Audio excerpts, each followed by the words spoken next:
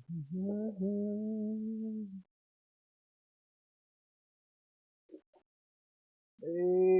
hey, how's it going, fellas and ladies, if you're out there?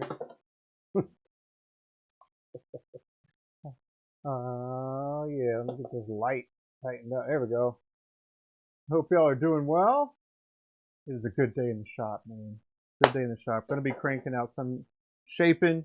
I'm re-energized. You know, I guess after, a good few hours of streaming, I definitely wind down when it comes to talking and stuff. But the work doesn't stop, Got to keep going and finding our limits.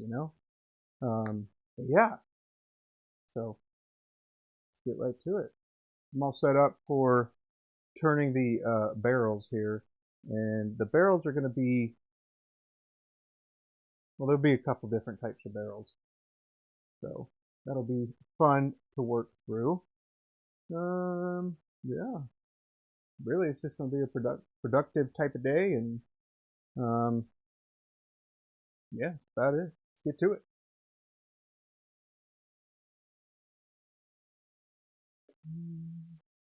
Oh, all right, all right. Yes, the shadow, the shadow. I gotta flip my hat around, so. Uh, Anybody ever seen anybody do that?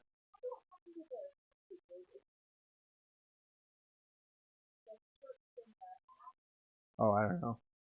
What's really funny is when people have their hat backwards and then they're out in the sun and they're like blocking it. Dude, just flip your hat around. Come on now. It ain't rocket surgery. But yes. Yes, indeed.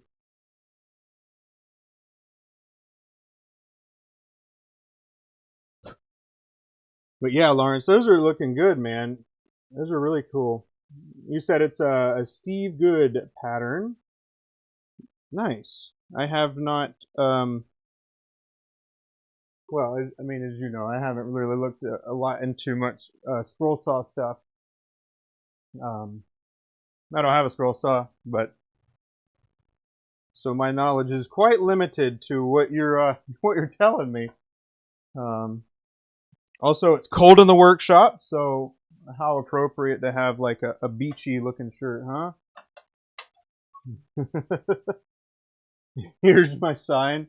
Oh man, if there's only so many hours in the day, man, you know. Okay. Oh, or were you referencing a blue collar comedy tour? Sorry if I missed that in the first go. Here, let me show you what we got. Let me show you what we got today. So these are the ones we were working on yesterday, getting the shapes and stuff. What?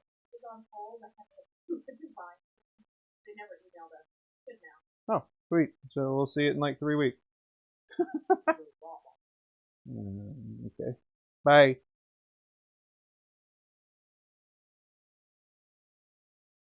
Yeah, they're still trying to do other work. Come on now. All right. Anywho, these are the ones I was working on yesterday, as far as the getting the sections. I did finish up getting all the sections done except for this one. This one is actually cracked because there was a foil piece right where the threads were, so that actually broke off inside my my die. So not that big of a deal, but it's got to get remade if I want that pin to come to conclusion, or I'll end up using a different piece of material. That way I don't have to worry about that. There's a couple of these other ones, so I don't know if you can see it, but this one has like a little flake. There you go. You can kind of see it sticking out there a little bit. It's not going to focus, I guess.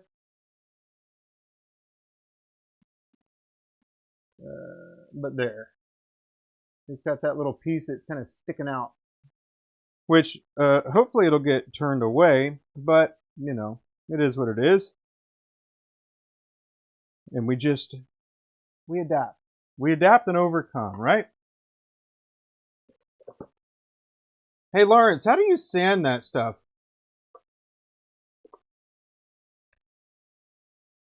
I was wondering about that.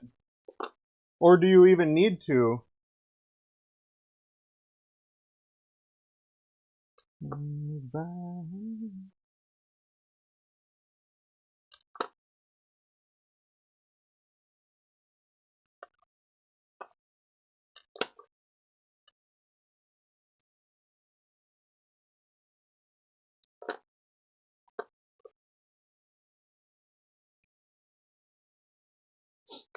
No, hey.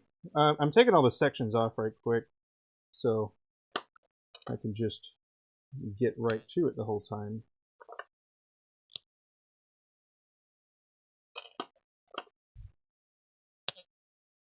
Yeah, people with their hat flipped around.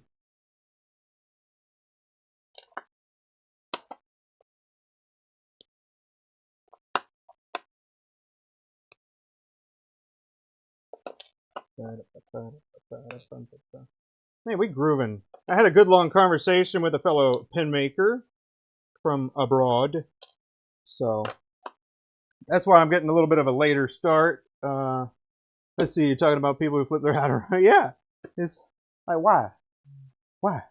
Oh well, you know. I guess to each their own, right?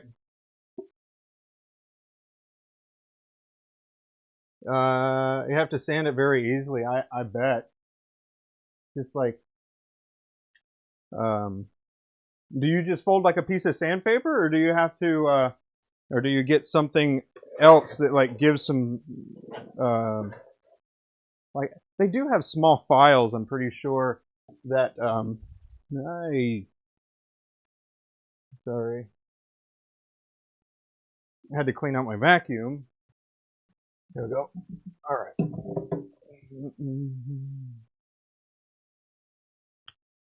Yeah, you do. Right on. Well, that's awesome. It's awesome that you got the patience for that. Some might even say you've got the patience of a saint. I don't know if that's a. I don't know. Some of these expressions I think are like exclusive to, or are not understood in other regions. We'll say. I think that's the best way to say that. All right, so I guess to kind of get the ball rolling, I'm going to use the one that's a little suspect. Well, the section was, but won't be devastated if it doesn't work out.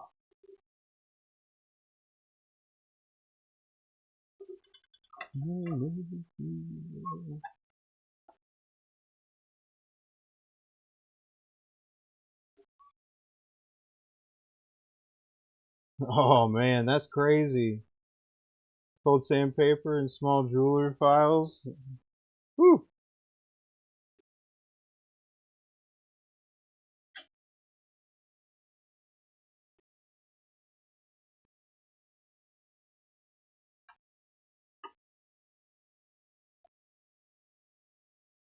Okay. Let's see.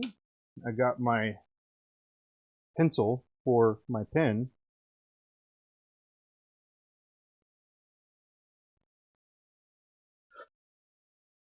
You know, I was scrolling, a little doom scrolling the other day, and they were saying this person was like a here's your sign kind of person, and it was a stitch of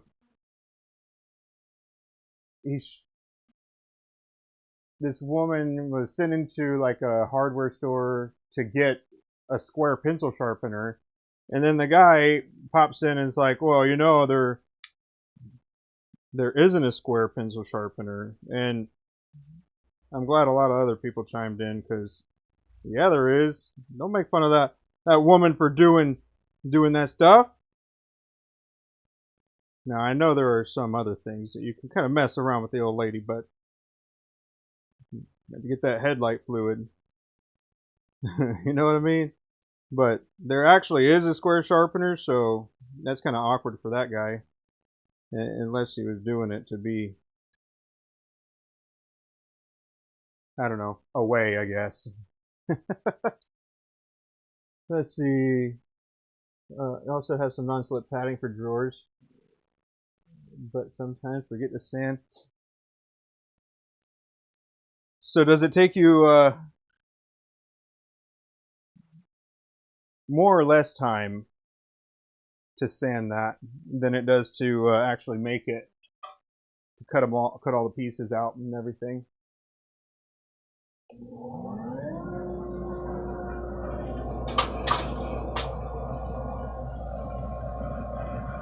Yeah, that's what I was saying.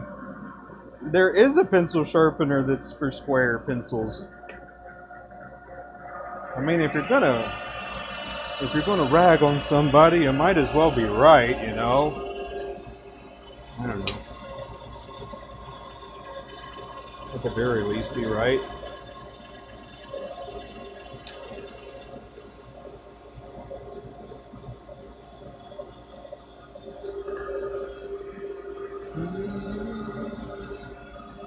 It does take more time, and it's kind of annoying, I gotta say. But I think what I don't like about the square sharpeners is how far back it makes the pencil be. So like, it makes it all the way down here. I don't like that. So just whip out the good old knife, you know. Do it like that. Yeah, another here's your side for that guy. Yeah, no kidding.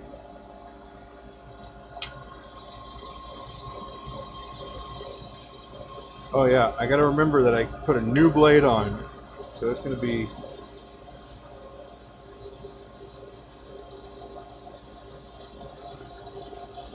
Oh man. I've got mixed feelings about new blades. They cut nice. Uh-oh.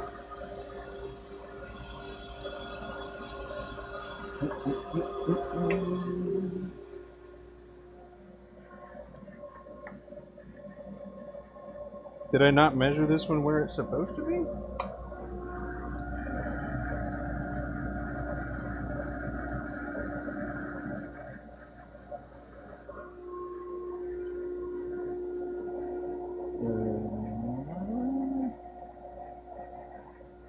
Doesn't even have a mark. What's going on here?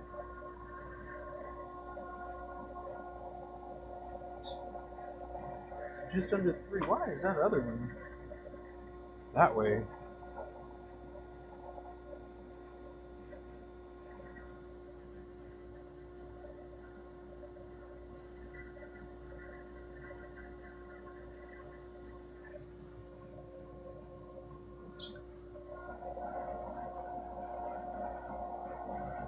That measurement's good. What's going on here? What's going on? Why?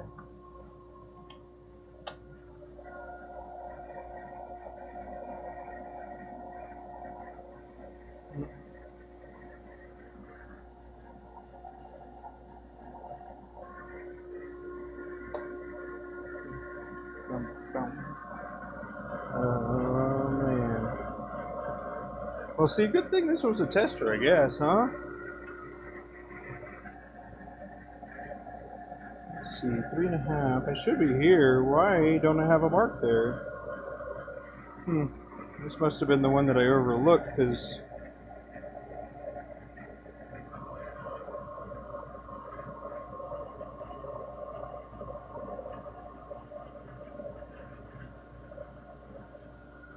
Oh well.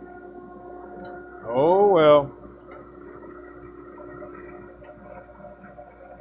That is where this should have been.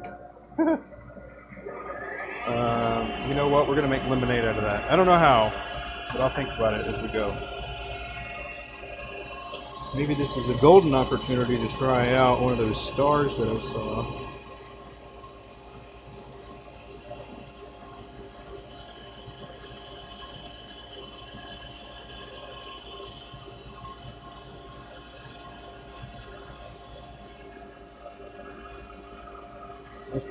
So we need to run it off the end. Well, we'll finish this part up first.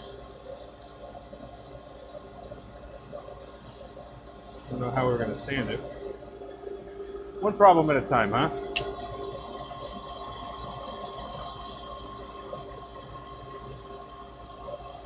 Actually, no, this is not a good thing for that.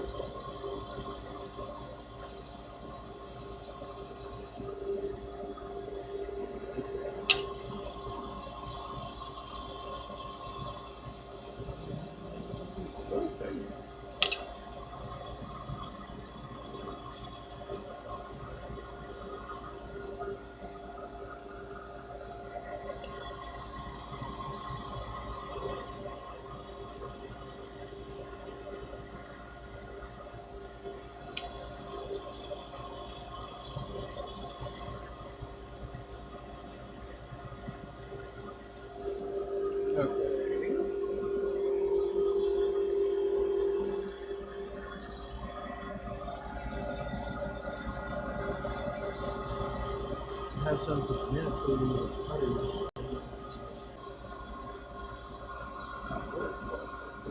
brought to a point and then undercut.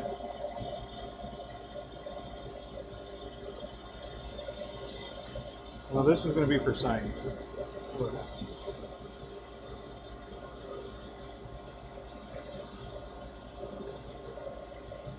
Take this.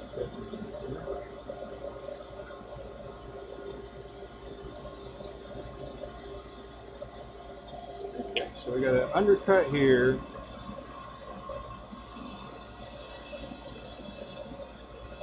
And then at the top. And then, come on, imagination, work. So that to there, and then this, yeah, okay.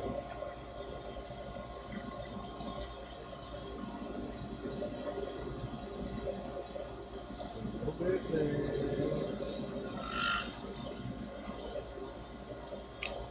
Okay. This needs to be a little bit more here.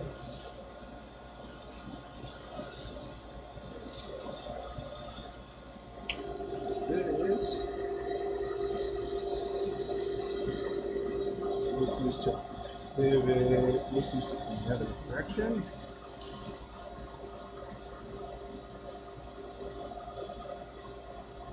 So I'm going to straighten this one up a bit more.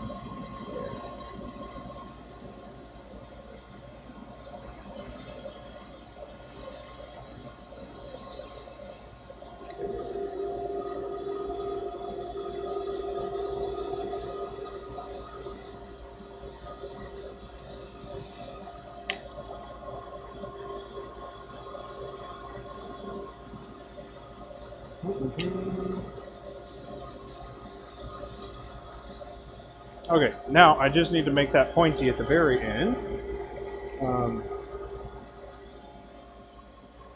Yes. Okay. Yeah, make that smaller down here.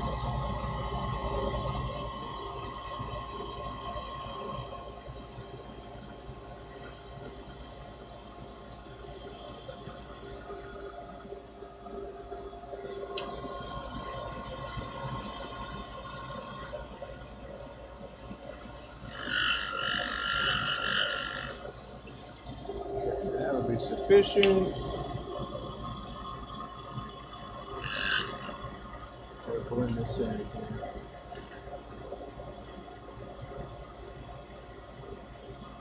Sweet. Hey, I appreciate it. I will. I'll do that once we get a few more people in, or if you want me to do it now, I can do that as well.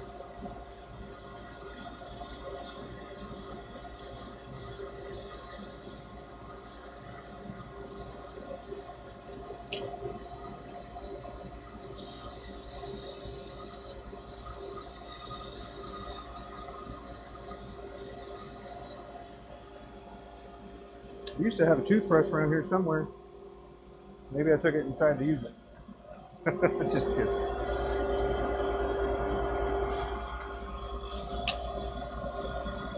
Okay, so this is going to be kind of pointed up, so we need to kind of cut this a little bit that way. Yes.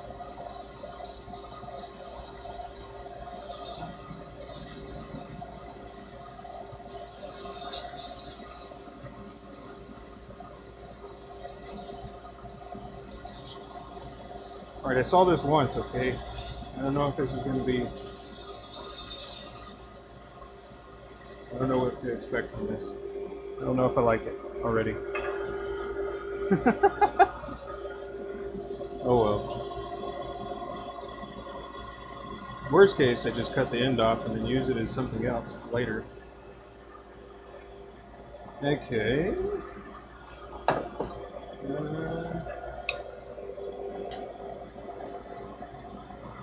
Very gentle there.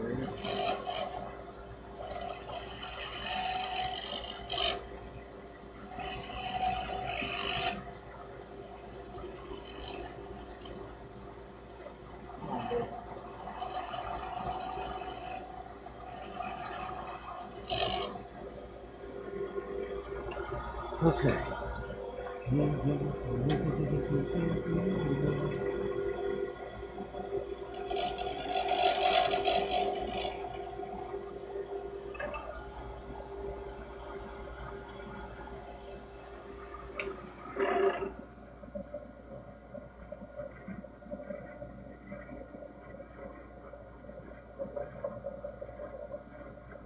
All right. Well, admittedly, I am not as good as that guy.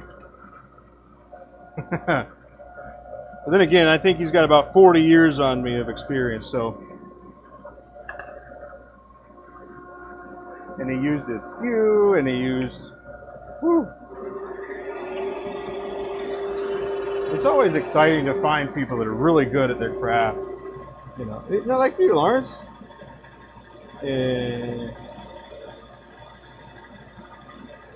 James. It's always exciting to find or meet people like that. I don't like it. Let's see. Yes, sir. Well, Lawrence, just let me know when you think there's enough peeps in here, and I will do that. Because your work does deserve some eyeballs, man. Put a lot of time into your craft, and that's the whole point. It's the whole point of it. But yes, sir, at it again. What are you up to? Are you at it again too?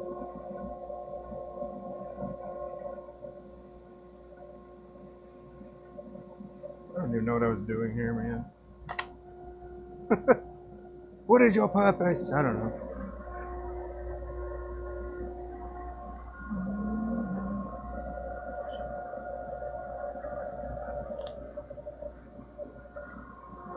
All right, well, that was a mulligan, okay? Mulligan. I don't play golf, but we're going to take a drop ball on that one.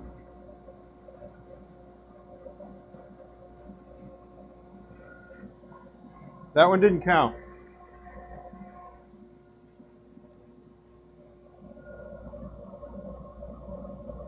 Put a flying saucer on the top of that thing.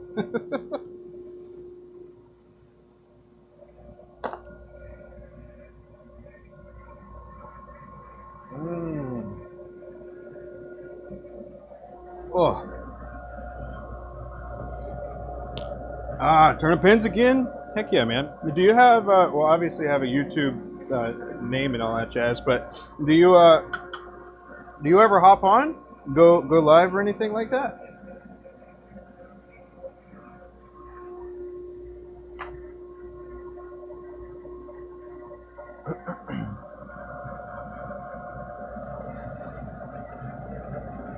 Figure there would be more here by now. Oh, I mean, I'm talking.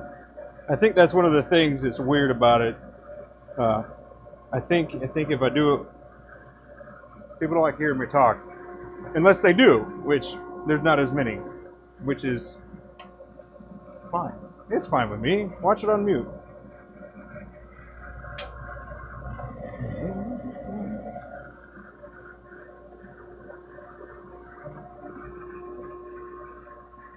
Okay, we're just gonna make this simple for ourselves. We're gonna go for a standard Murata. Oh, where's my mark here?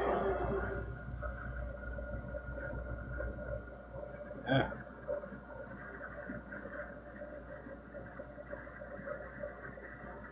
Hey, what's your typical turnaround time on custom work, James?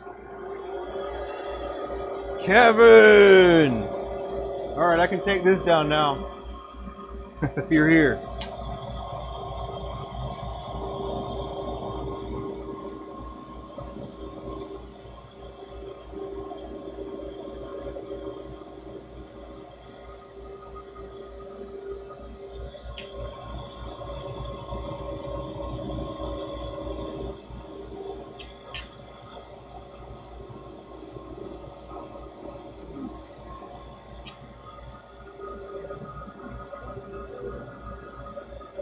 I don't really have it set up.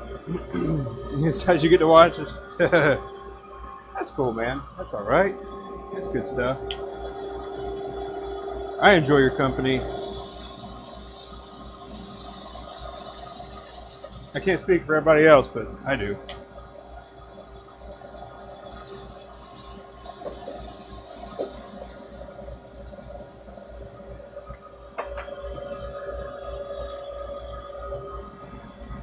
We shoot it at... Ooh! Well, dang, man. That's awesome.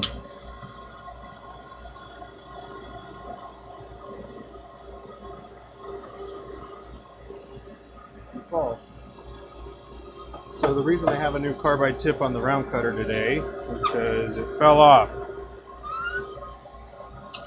And then it put a tiny little chip in it. And I don't know if you've ever turned with a little chip in your carbide, but it's pretty annoying.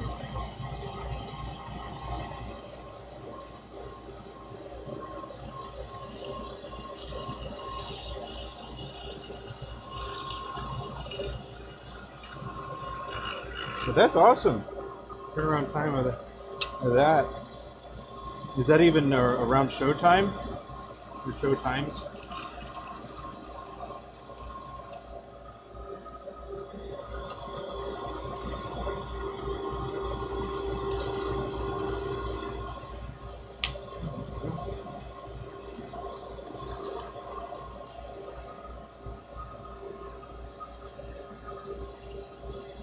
Kevin, the bone is James from Bone Crusher Studio. He also makes custom pins.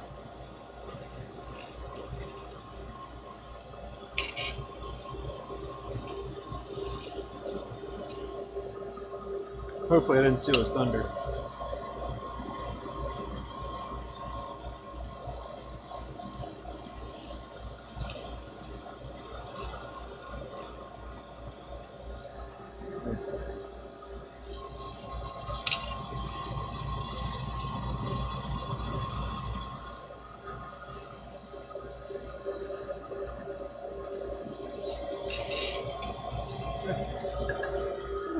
Good. Take a gander at this. So I guess a mixed blessing for the fresh cutter, because the glitter, I don't know if you've ever turned glitter before, but sometimes it ends up as a little flag, and that's just annoying. But a way you can fix it is by sanding it one direction and then flipping to reverse and then doing it the opposite direction. That is a way to do that.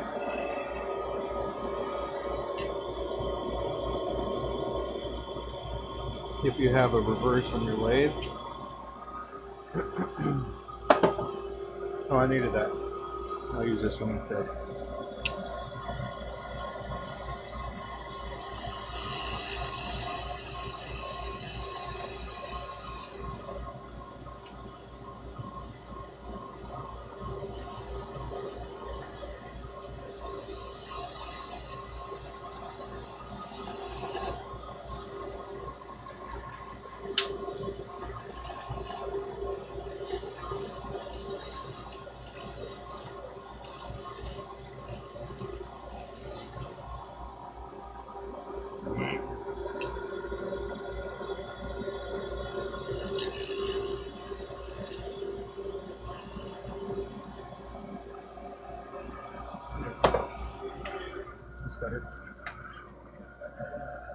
Mm-hmm. See? That looks nice. So I don't know if you, yeah, you can tell. We got a variety of size glitter on the inside of that one. This one is just straight up the snowflake. Some of these look like cracks in the material, but it's just because it was, you know, that way.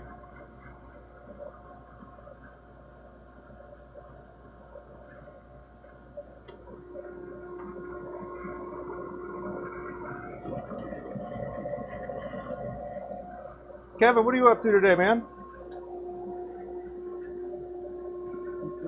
There we go.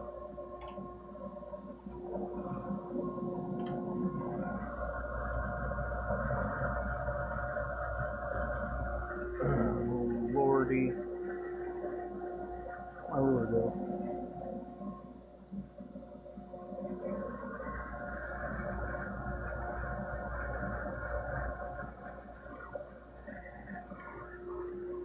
Why? This is supposed to be down here. The second one. It's alright, y'all didn't see anything. Avert your eyes.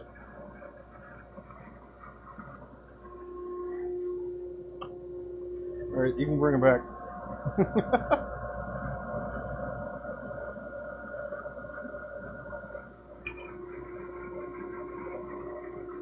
Okay, we're gonna do another.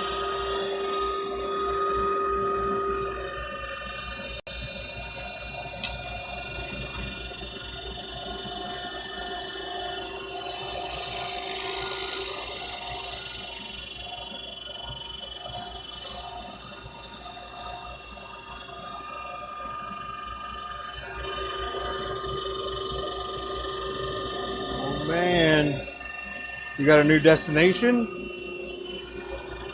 Once that happens?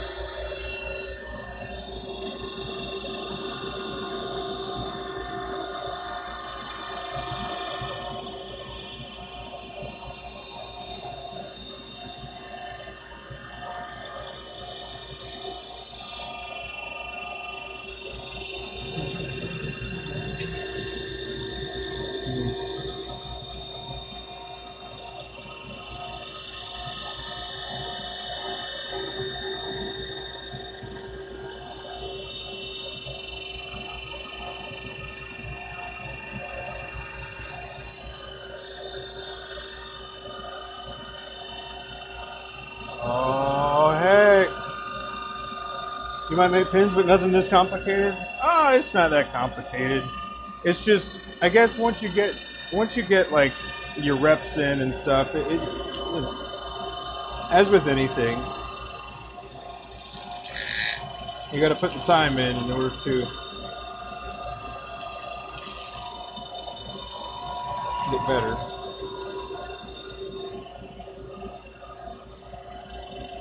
One day I want to be like James.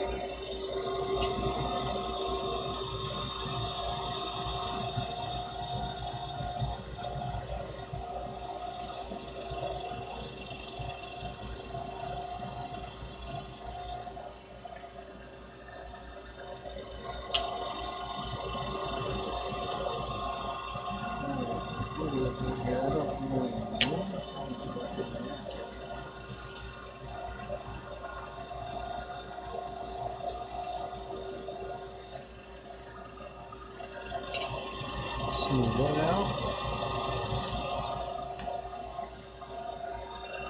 But man, I mean, there's so many different things you can do with pins.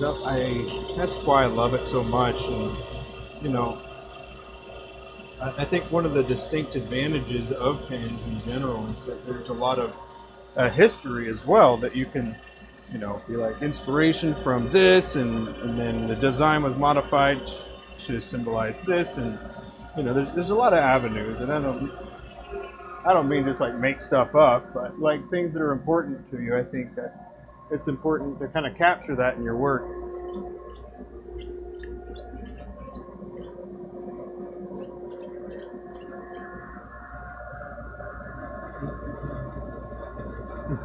Old and tired? No, young and spry.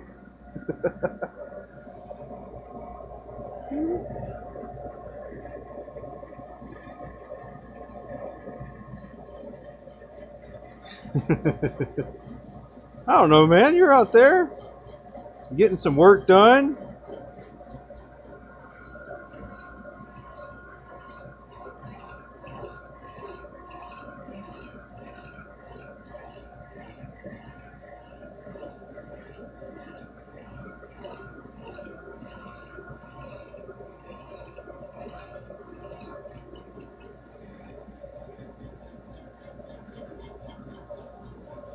The middle, I feel.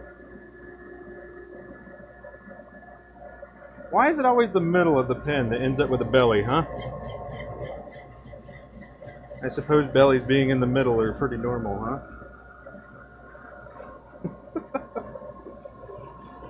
Oh, man.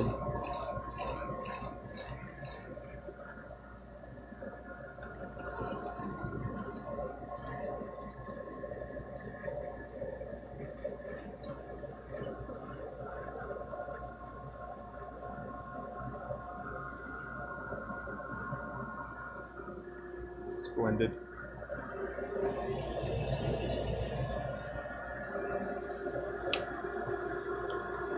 So working for yourself, Kev?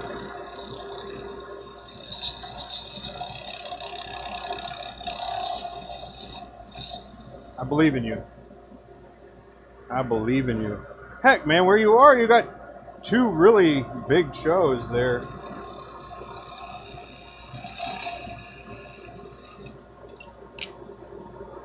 At least two. There might be three. I don't know. For sure two. There's the CA and the CN frame. So, I mean, not like right next to you necessarily, but closer for you than it is for, well, I guess a lot of pin makers, because Jonathan Brooks is in South Carolina, and a lot of other ones, Zodiacs and North. And Hollow, I can't remember. Little Squirrel Hollow? I don't know if I got the sequence of words right, but yeah.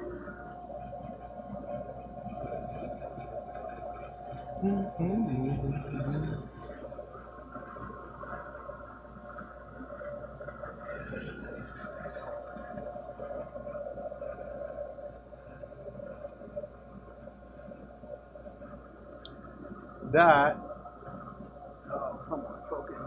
Oh, gosh. Well, you can see some of the glitter snowflakes. They look like lines, but that's all right. That's all right. It'll be all right.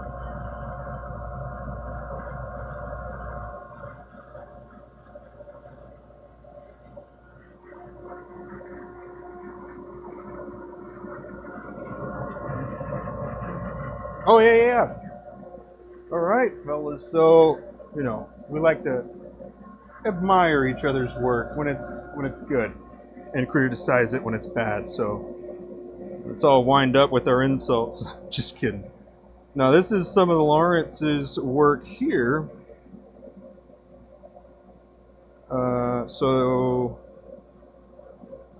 Well, actually, if you don't mind, Lawrence, if you can throw out the description of it, that way you can.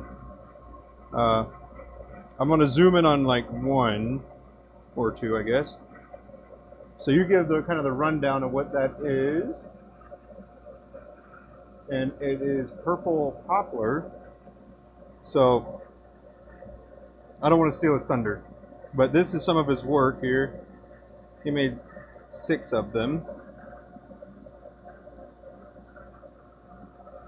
Is that close enough? It's pretty cool how you got the variety in that too, of the wood. Initially, I thought you like maybe charred it or something, but yeah.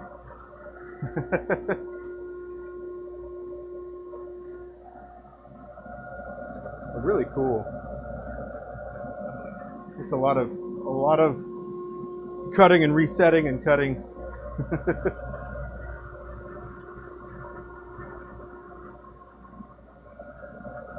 Keepsake boxes with a rose on top.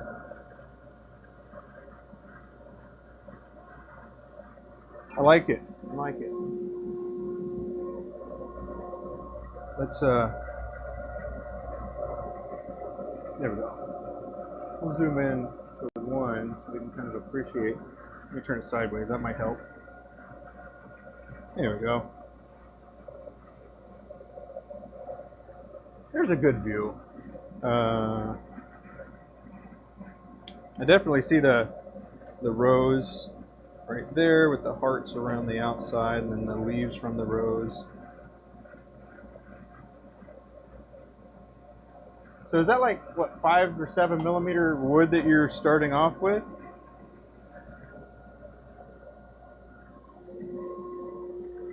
And then it goes on top of the box?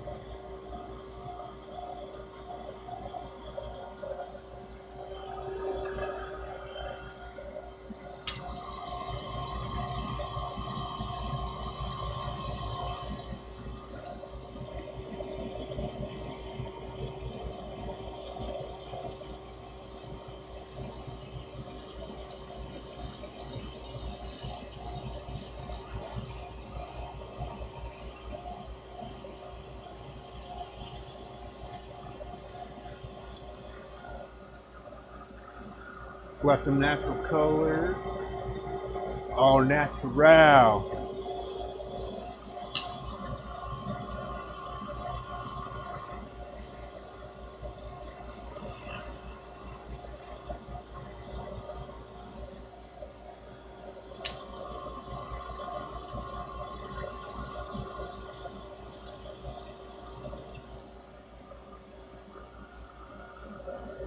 It's going to be a weird question, but I imagine over time, if you're using a harder wood, you're going to have to change the blade more often, wouldn't you?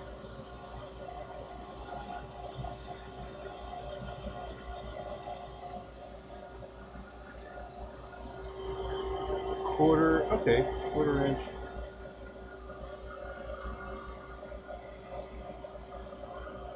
I keep this so I don't.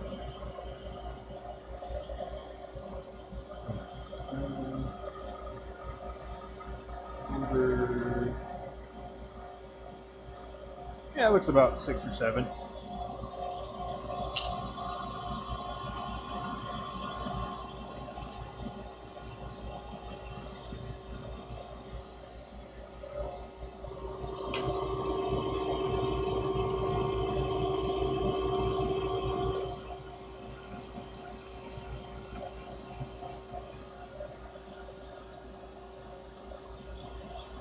Lovely little hump right there. Blend that maybe in.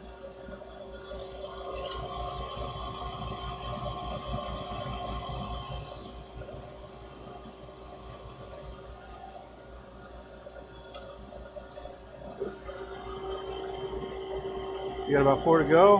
Harder the wood, the more blades you go through. I hear ya. That makes sense.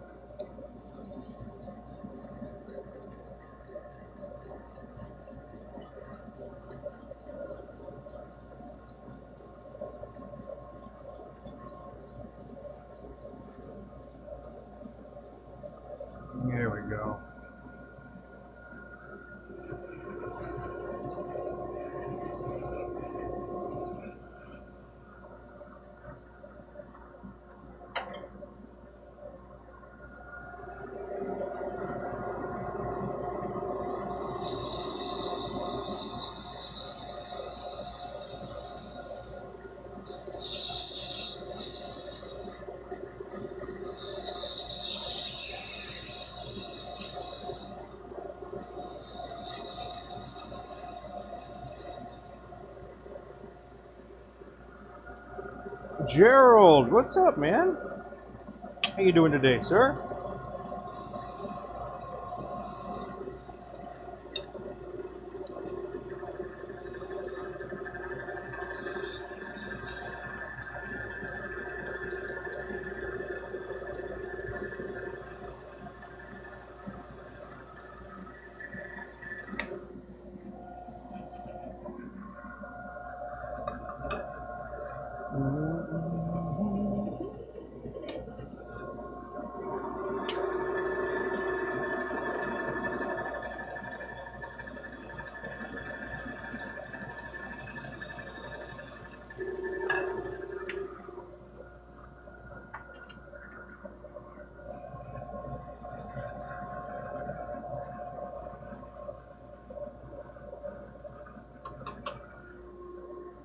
Oh man. Cleaning up your office and printing a box. Nice. It's like double time productivity right there. I assume that your box is for like a desk organizer.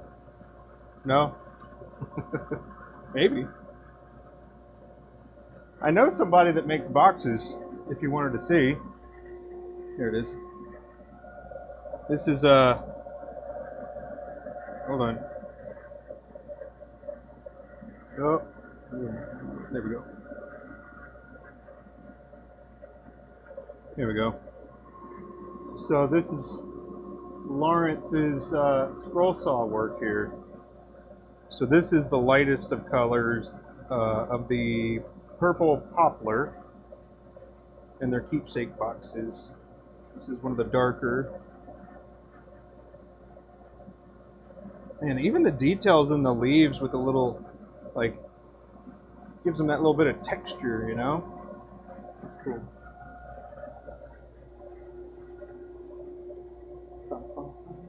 Actually, it sits under end table and holds 5 journals. Oh man. Ah, that's a question there. What do you do with your journals when you're done? Do you store them like on a bookshelf, or do you,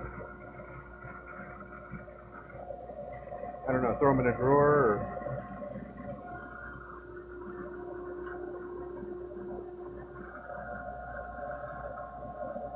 Yeah, Lawrence is very talented.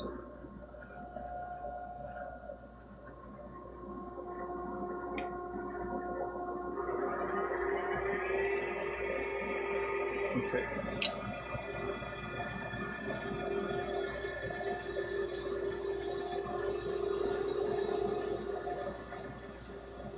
IKEA cube.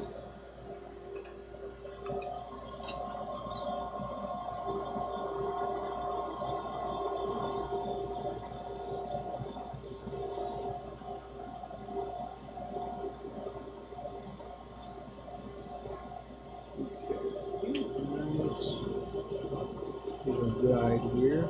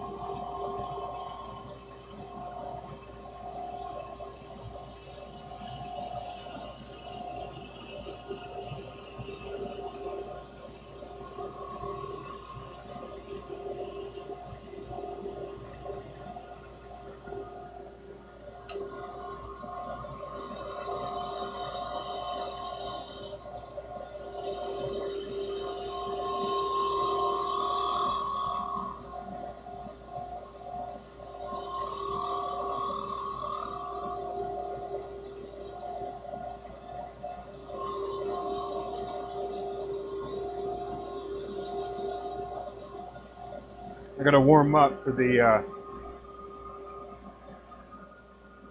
well, I guess this is the last warm up I get before getting into the new model of pens. I was thinking about not streaming it, but you know what? I'm only human, so if mistakes happen, they happen.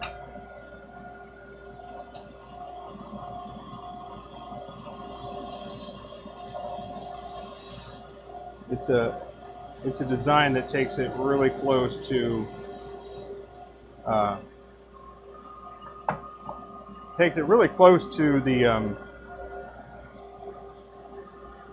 the I guess the acceptable diameter on the inside.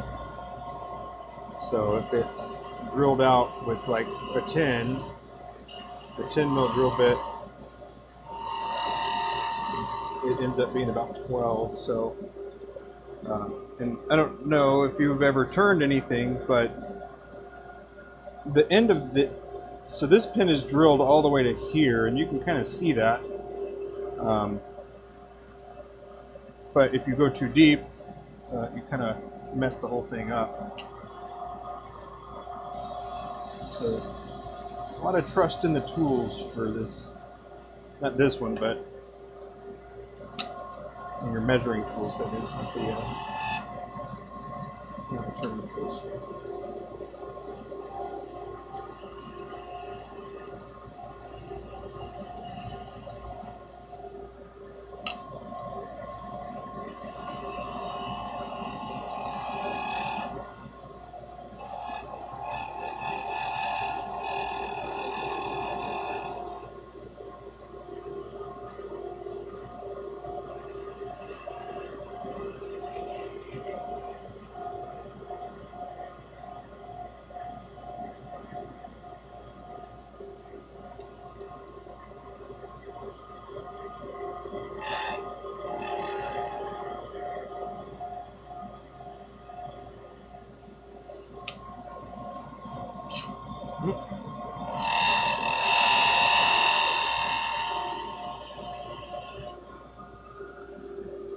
What are you doing?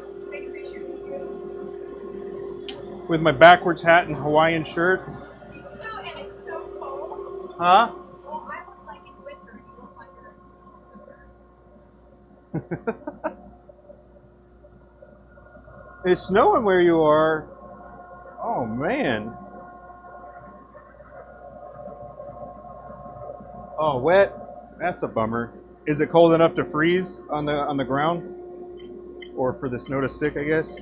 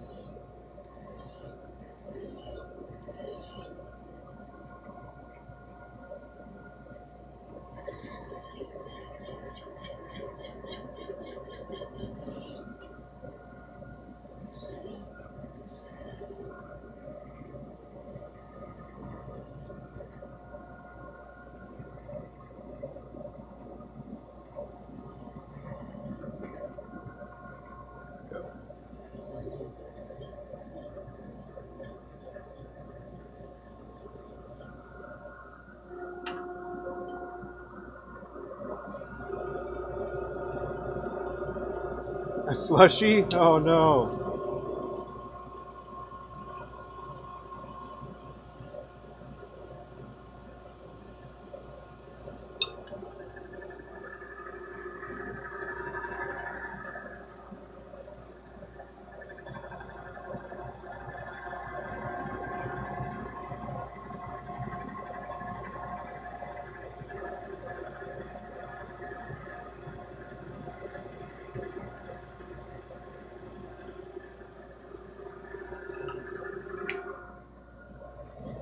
Nice. Nice. Oh, one last thing. One last thing. You need to do it, but just a little smooch right here. Smooch. Like a Slurpee, oh man.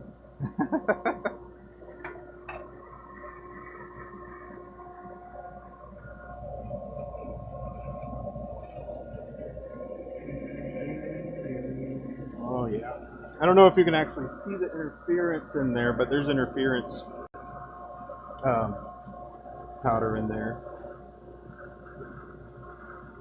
It's a pretty cool effect.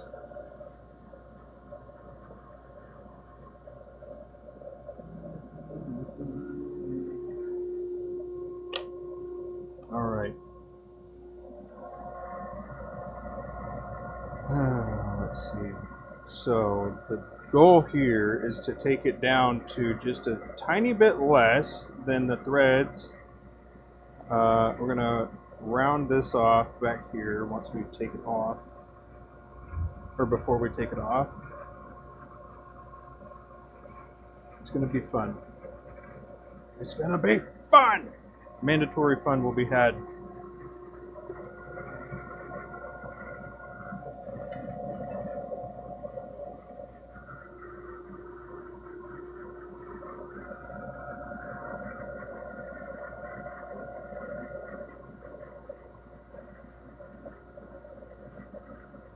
So, if you're wondering, this is the barrel here, and it's going to be just like that. And then you can see, I guess you can't that well, it's too glary. I don't know how to cover this. Anyway, it's very close to the end.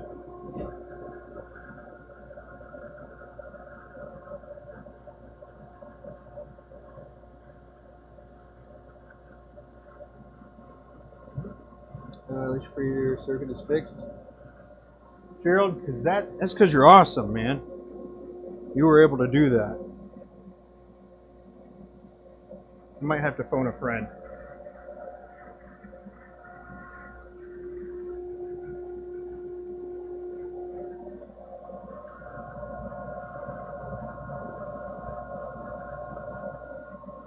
Yeah. Abby's gonna be going to the Cali Pin Show, repping the Maverick pins. She's looking forward to it. It was a kind of a big hurdle. Yeah, kind of a hurdle, I guess, of actually getting a table. I think so.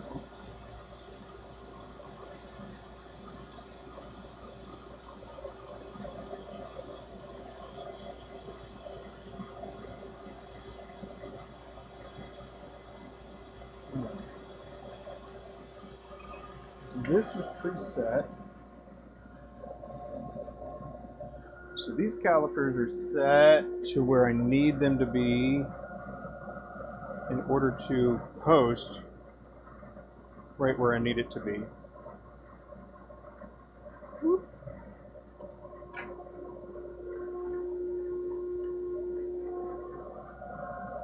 But yes, sir, Abby will be indeed. But if you do happen to go, you'll see her in stratified. And, I won't be attending.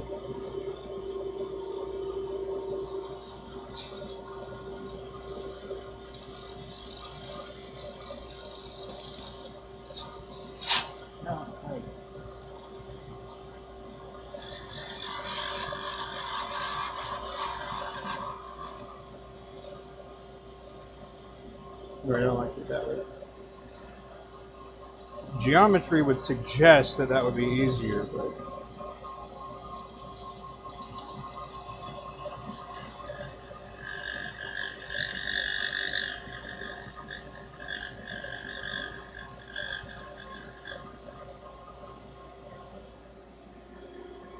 okay. This was too small by that much.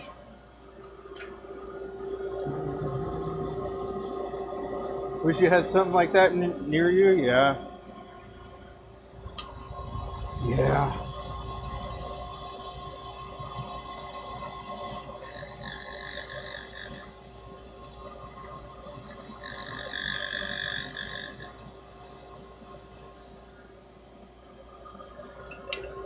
Okay, so the reference marks that I've got are for where I need the actual posting to end. So that's the mark that I gotta make. So I know where it's gotta be.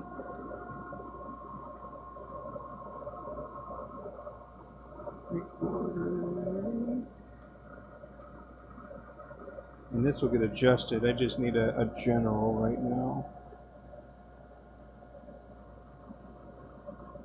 Alright, so about right here.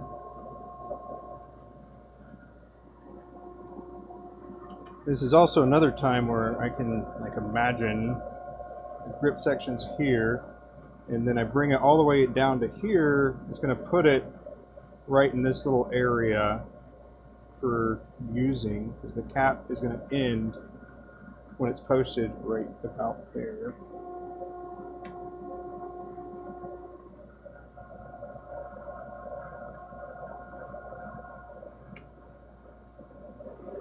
Nothing but oil fields and hunting. Ham radio, oh my goodness. That's funny.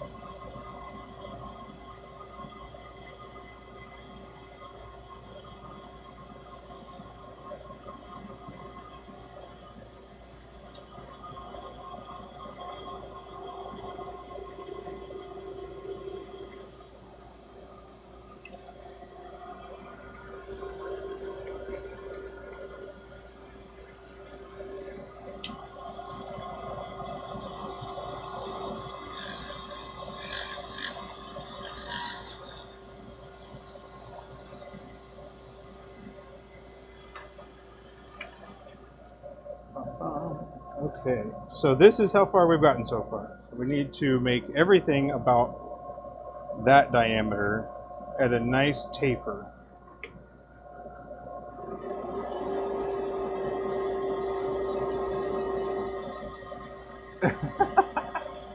Your mini schnauzers tried to fool you. They didn't see when you went outside, or when they went outside.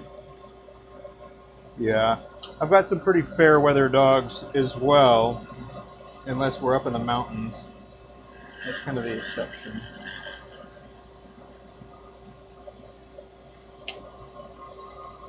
So that's okay.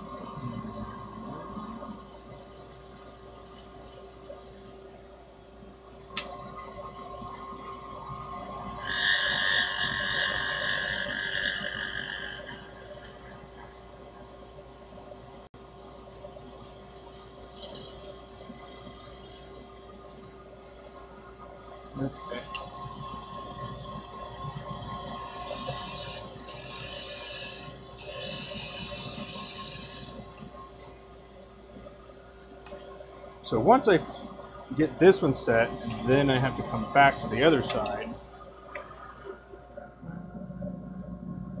Oh, so close.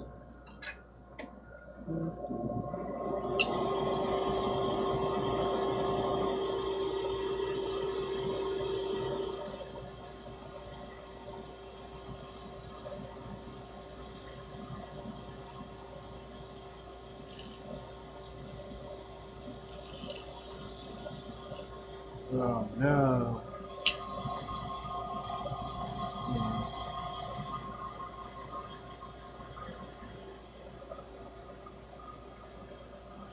We're good. Okay. Now, I need to pop a corner into this.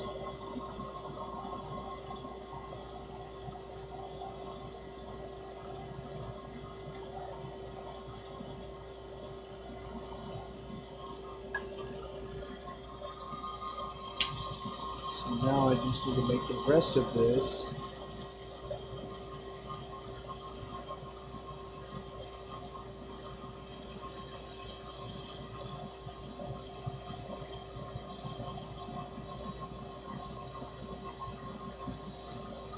And that'll get smoothed out. You don't want to go too drastic with it. And this has got to be the same.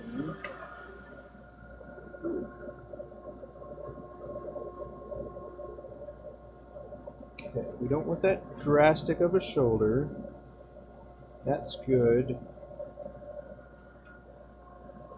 So this just needs to smooth out a little bit. That's it. And we should be right where we need to be. But yes, the lovely Bastion model we've got here.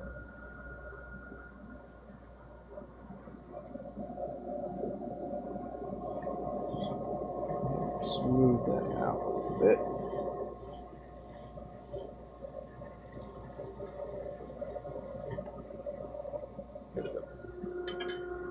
I don't want to over sand that part because it needs to have like basically that stopping point. And then the other thing is we can do a little bit of adjusting as well on the sanding end, but that's just the fine-tuning aspect of it.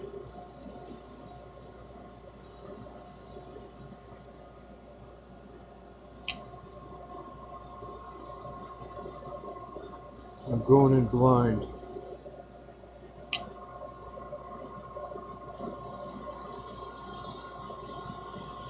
Not literally, but I don't know. Because the drill is drilled basically all the way to the end here, and I can't have that be less than... I want at least 2 millimeter wall thickness, right? That's what I want.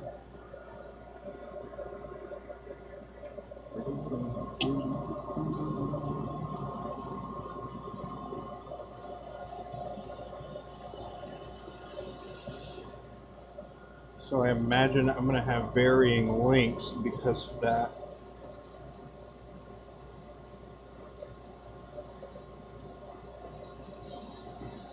Slight, but nonetheless.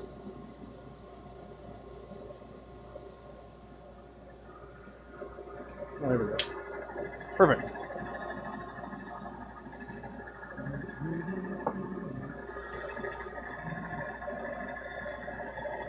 Teach them to use a litter box? Oh no.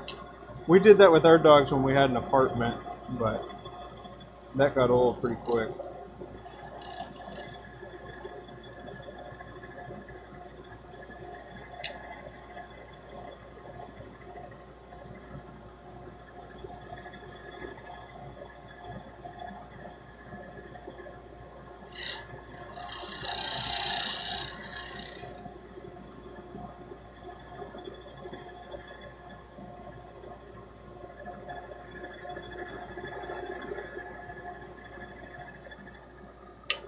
Okay, I can deal with that needing to get the little nipple sanded off there. That's all right.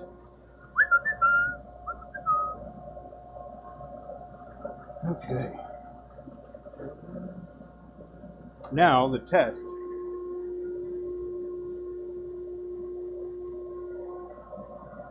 So this goes on here. So that's looking spiffy. Now it should. Oh, I can't complete my test,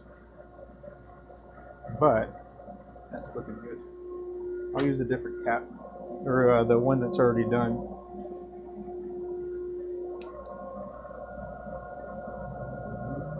Okay. Yeah.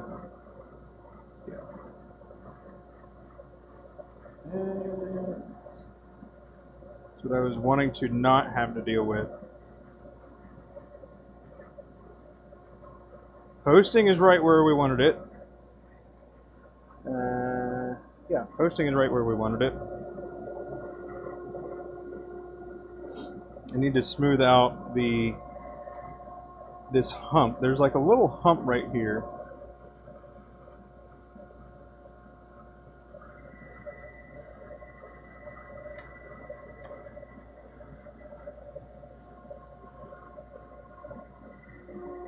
Turn the speed way down.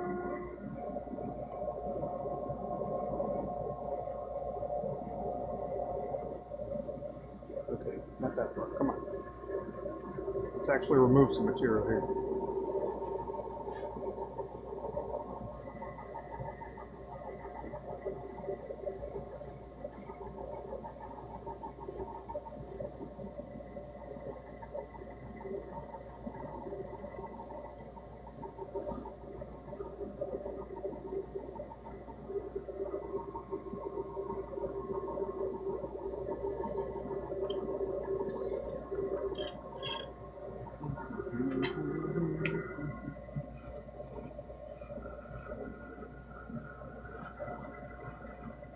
Wish I could use a box.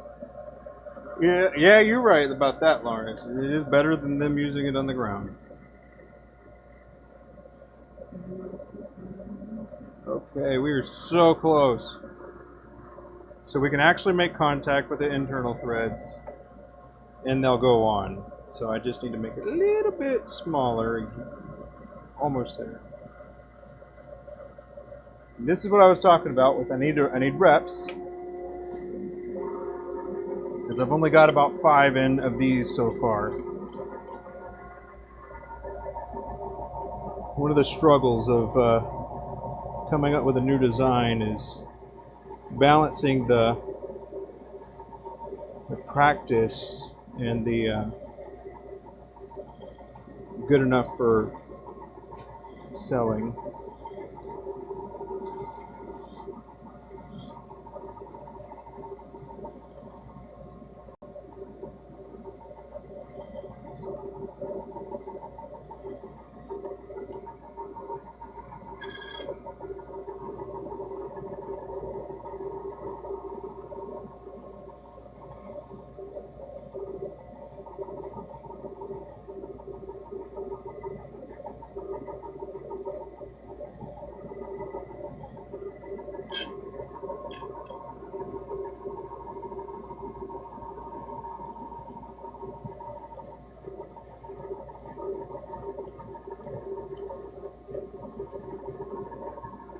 Okay.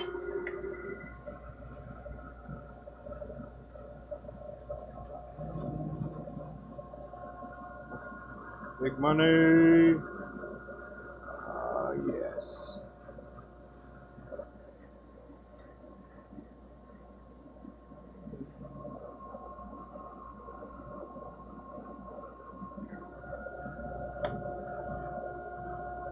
You take too much off, you can't put it back on.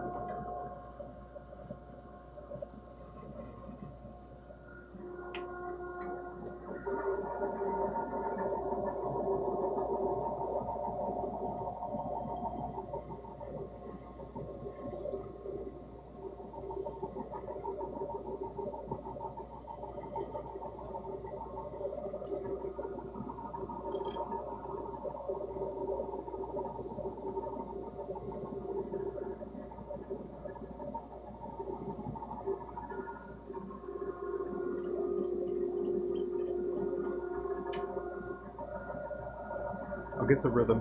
I'll get the rhythm. Where I got like six times where I won't. So one of those will be true today.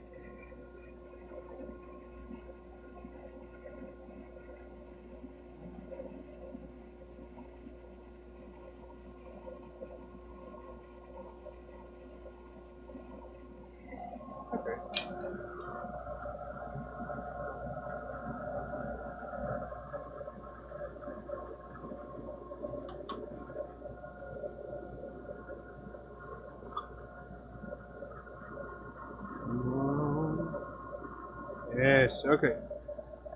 Now the other thing that I've got to do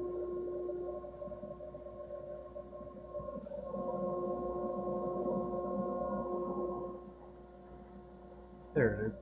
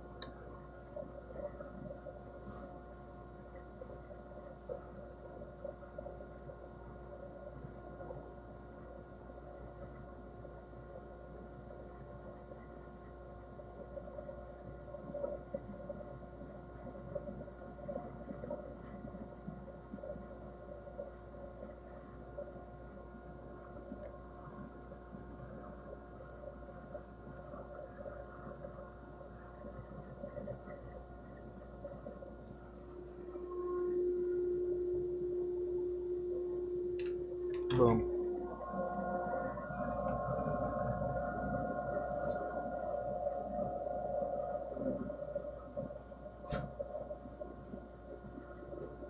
Nice.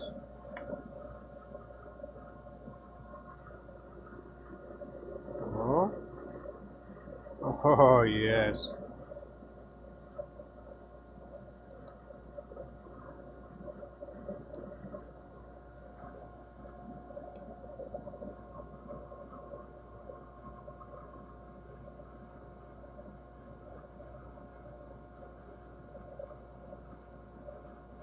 On the other hand, you've got to be careful as to not go too much, because then it won't actually catch.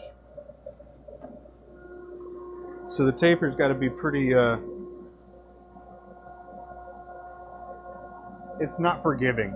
We'll say that. It's not forgiving.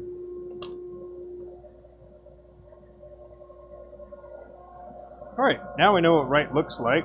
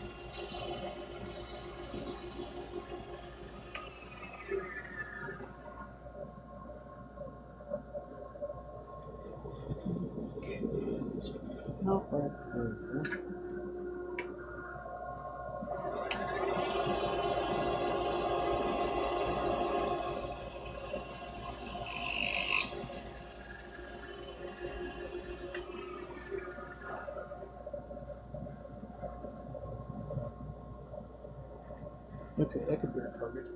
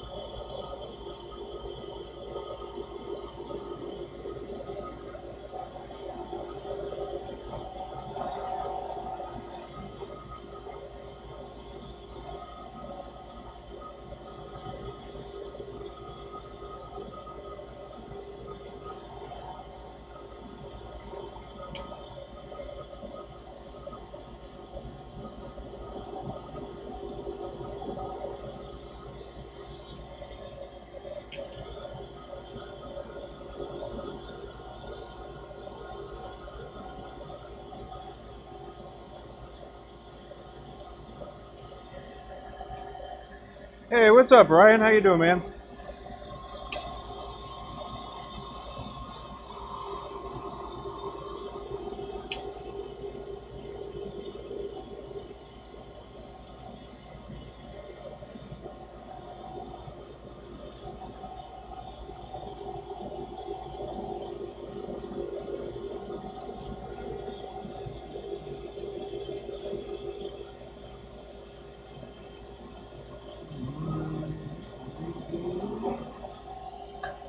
Yep.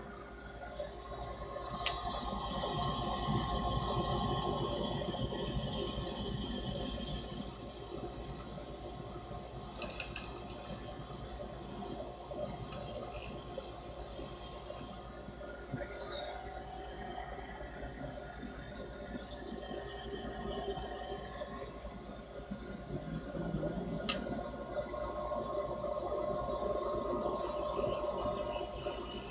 It's going good, man. Going good.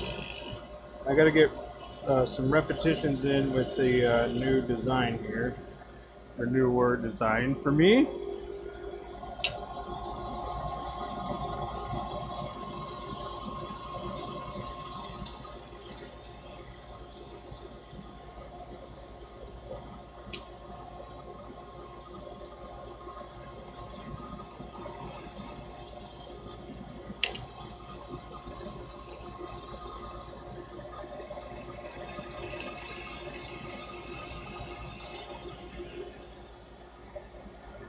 Gotta leave the taper proud enough.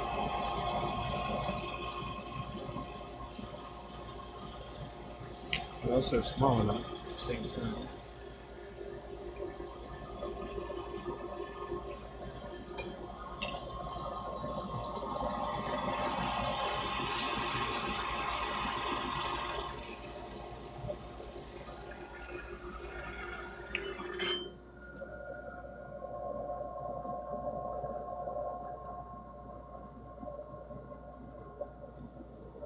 Let's see how we're looking here.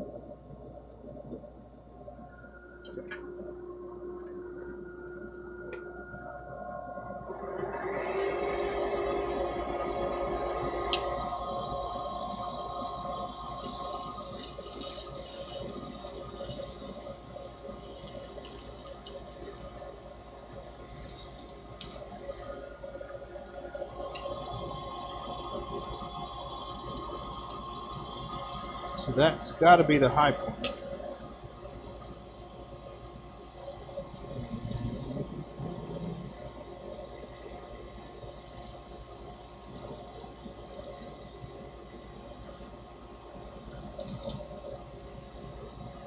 Okay. I'm going to go ahead and finish the backside up because I think efficiency-wise, or for consistency, you know what I mean? I think it's going to be more beneficial to be able to adjust that.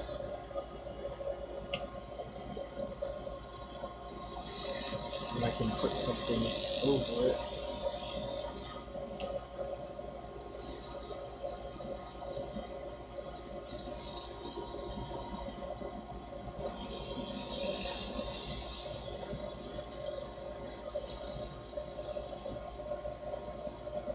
What are you up to, Brian?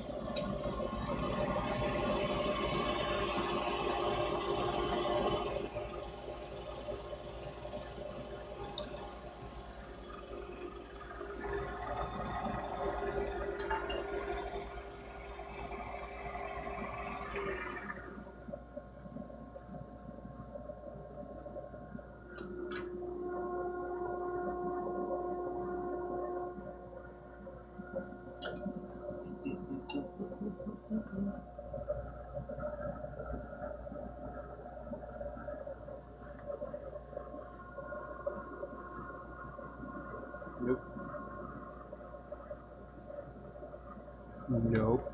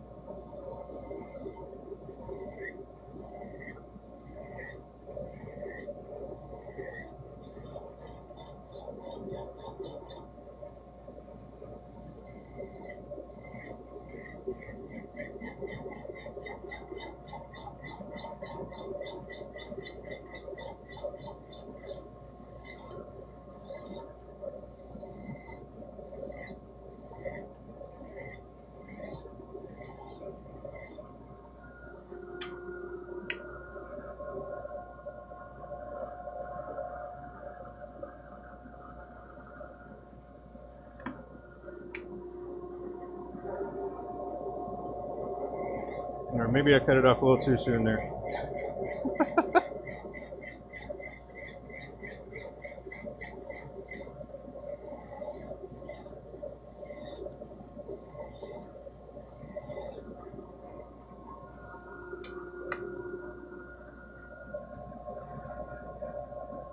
Almost.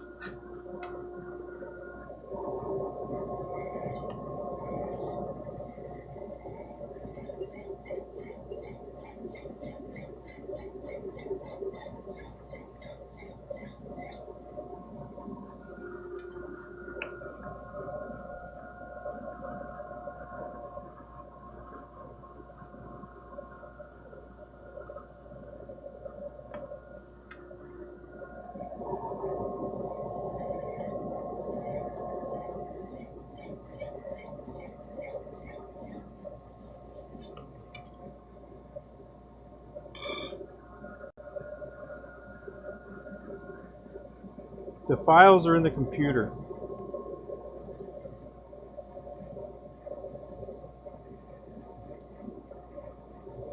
But yeah, I think a file is like one of those top secret things. It's like one of the greatest.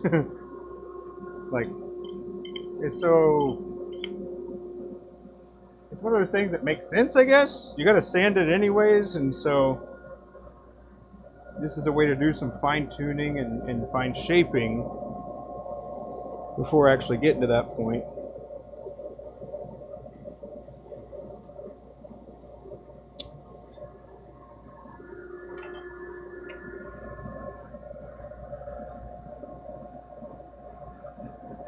Nice.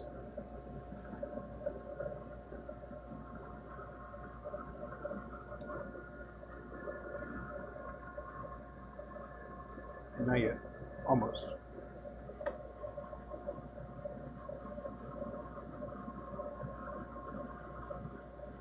The taper is so gradual. Like not so much at the end, but it has to be so gradual, like right here and right back here, or this is not going to actually stay when you post it. It'll just kind of hold it, and that's not what we want.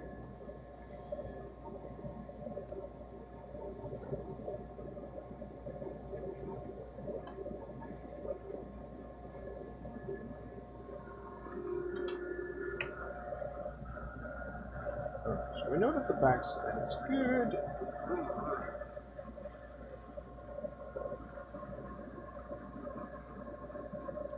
All right. So close.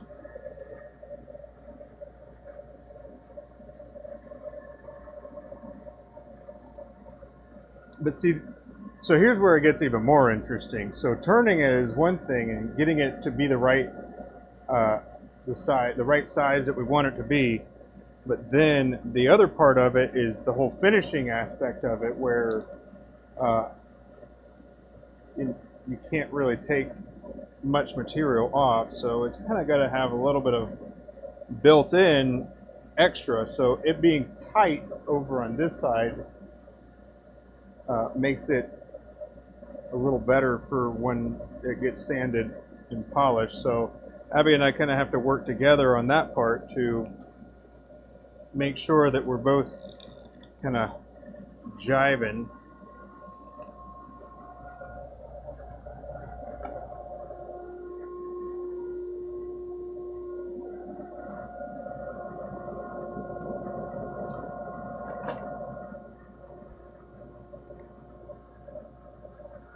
And then the section's got to be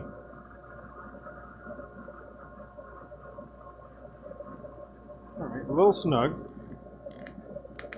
but we do move.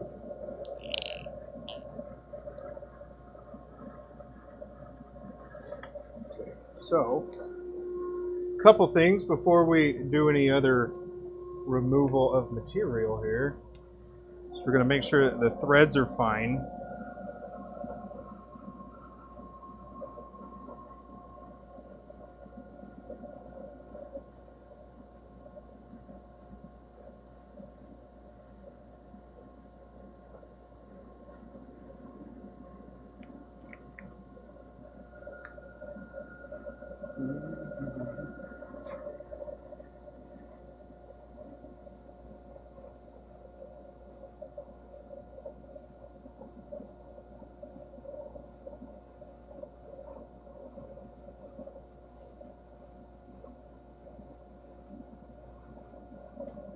And this set.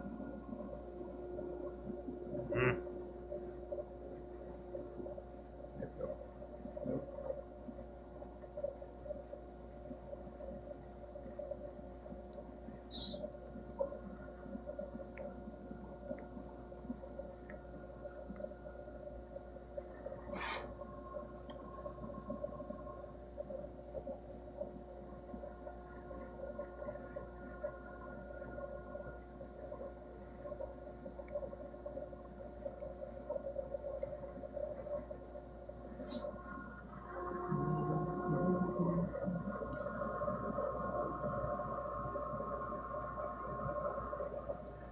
We want to go past that mark with this side.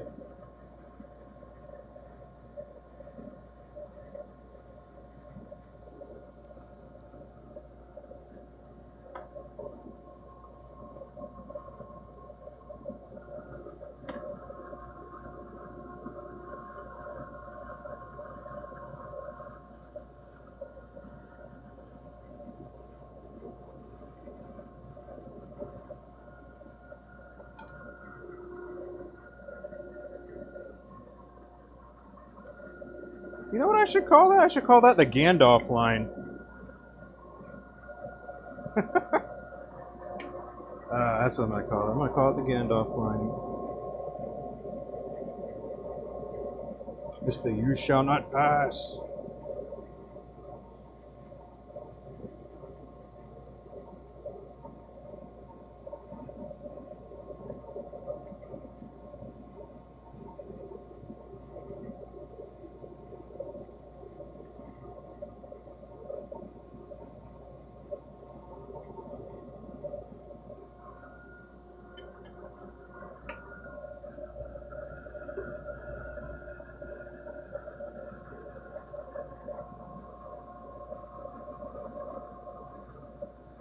Boom.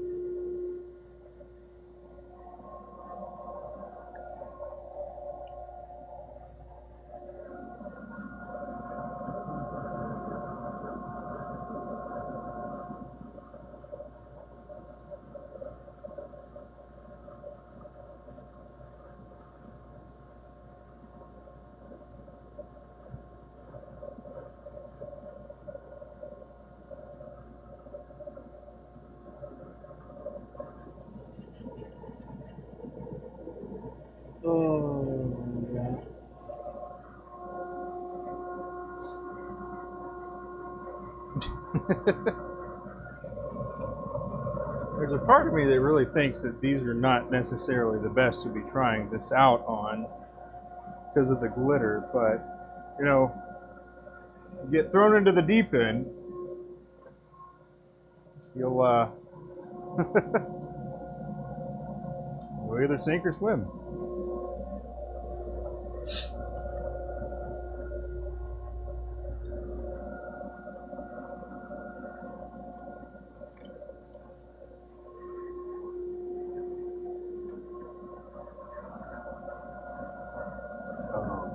Yeah. Okay. Let's think. How can I do this more reliably and consistently? Let's think.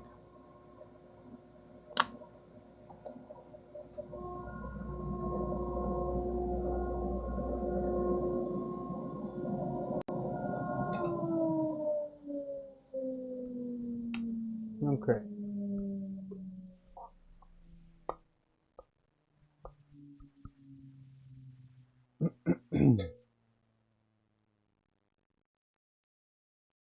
So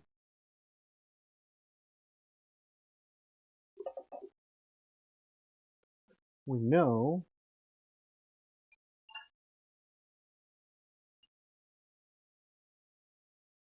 that this is the line. This is the Gandalf line.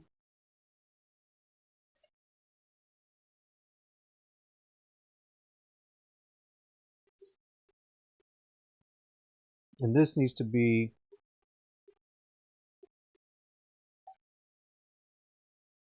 this side needs to be to 12.5 to 12.7. It's got to taper up into that. And then about here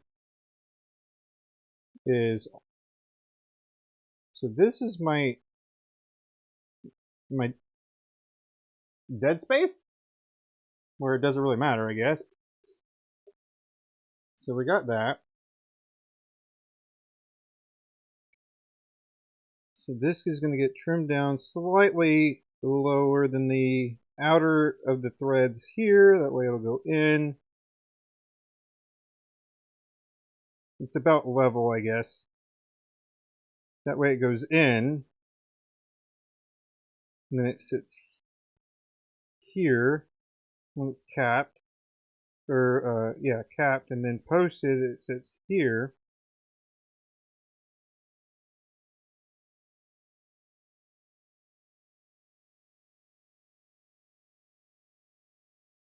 So my blending zone is what I'm thinking about here. Like this needs to taper up to this line, and then this needs to be flat to this line, and then blend the rest of the way.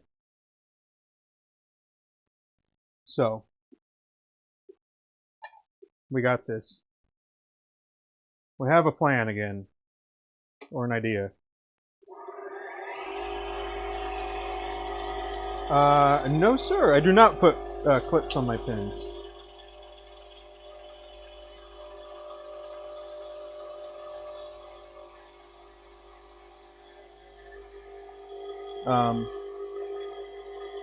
Yeah. I guess I'll just put a period at the end of that sentence.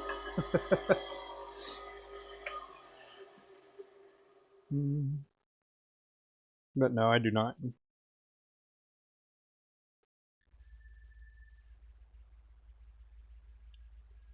Yeah, so that's about 1280. What are we looking at here?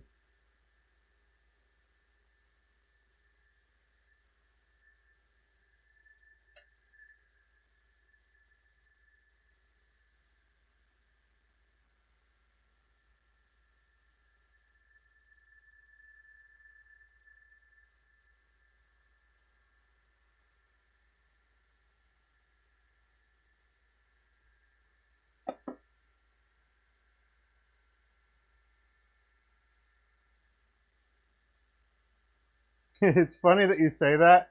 I have I did end up buying a left-handed threads. but it was gonna be for one of these other ones, but so there's the cap, and then the section actually goes the opposite direction. So be careful showing stuff nowadays. But yeah, I did make one with the opposite thread.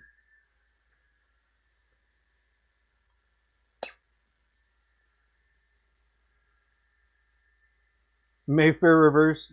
Yeah. Yeah, it is a weird thing. I was only thinking about it because I was gonna do an eyedropper, and because the back end was catching on the inside, I didn't want somebody to like unscrew it. Well, like you know how you like do the rotation, the natural rotation to unscrew in order to take something apart. But yeah, I just foresee more problems than solutions with that, so I kind of went away from that idea. But they do make them, and I think that they're about the same price if you order them on Amazon, or they don't have them at like well, any turning store that I get stuff from, I guess.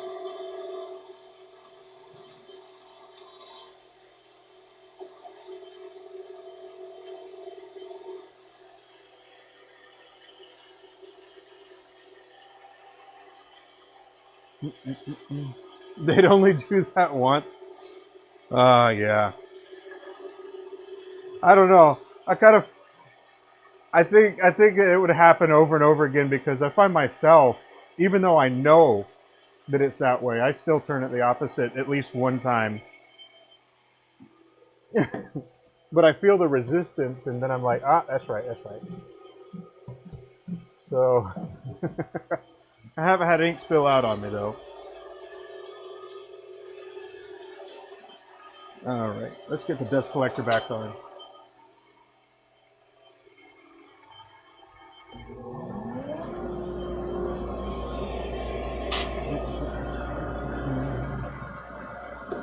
Yeah, it is weird.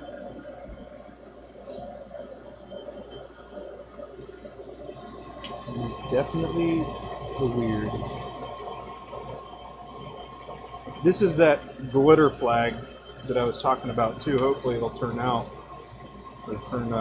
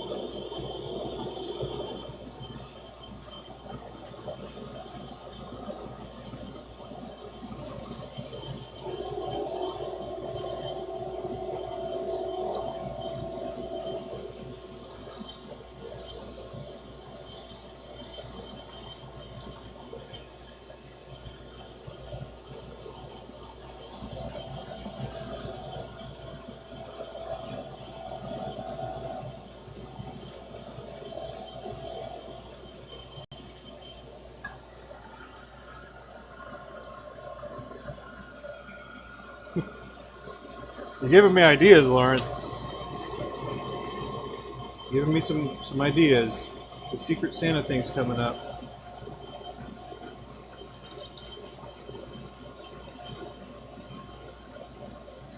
Okay, that is actually set. But I won't know until later, I guess.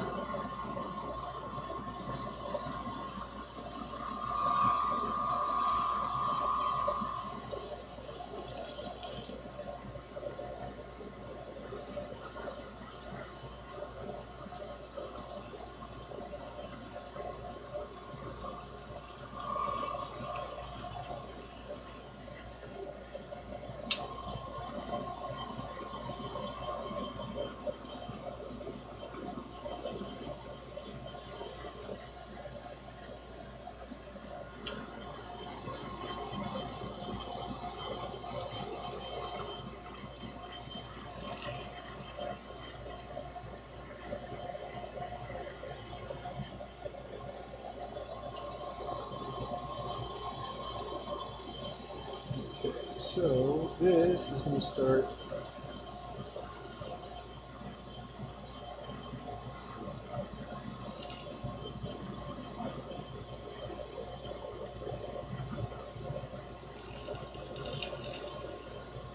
Okay. Go ahead and get this.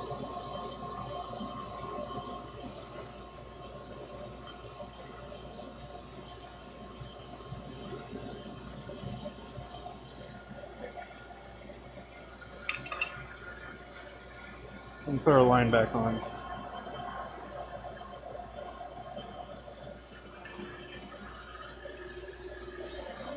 Look.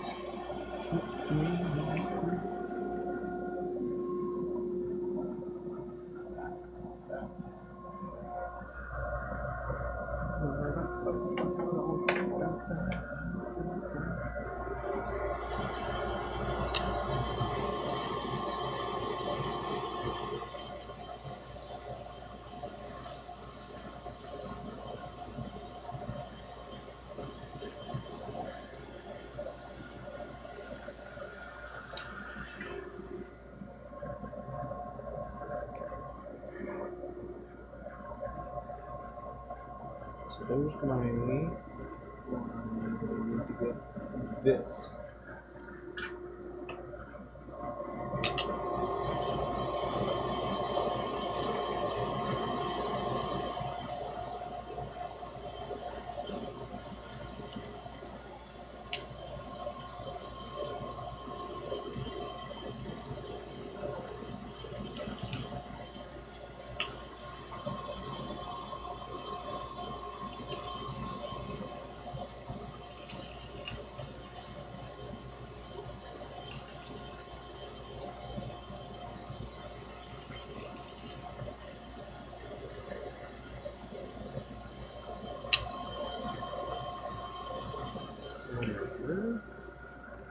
Measure 37 times, make no progress.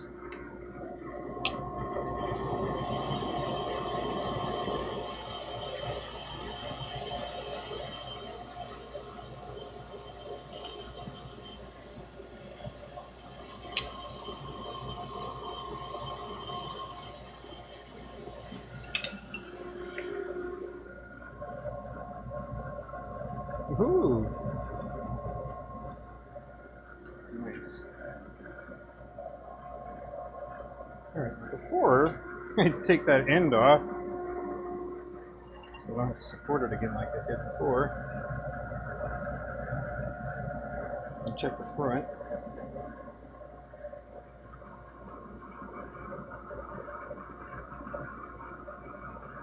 Okay, good.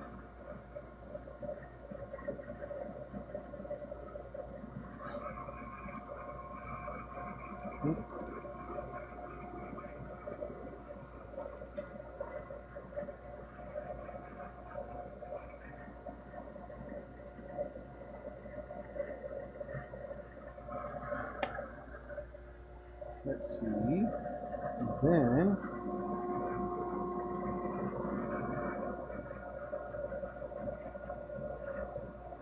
okay, a little bit more. We're going to use a file for that last little bit.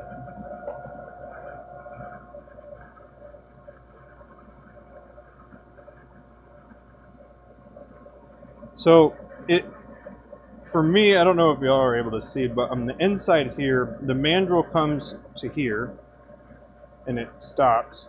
And then for the last bit of the converter, there is a smaller drill bit that I use on the inside here. That way I can take this, you know, much more narrow if I need to or wanted to, which is a way. Gives the wall thickness that extra little bit of room for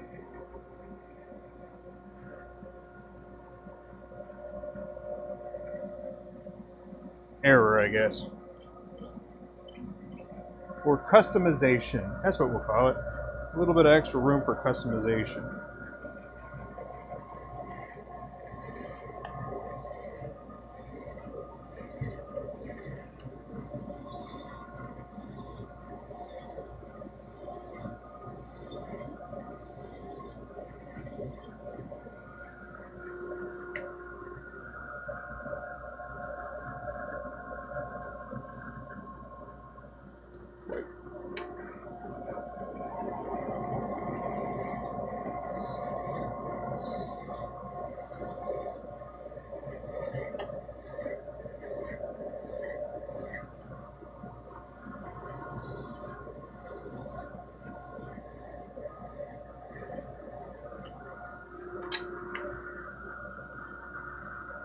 It would be a good prank.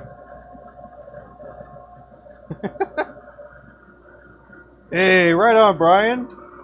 You worked hard, man. I don't know. You probably did. You seem to have a really good work ethic.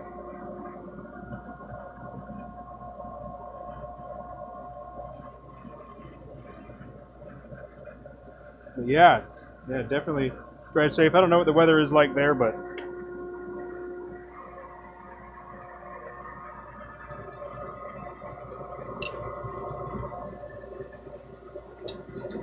more here.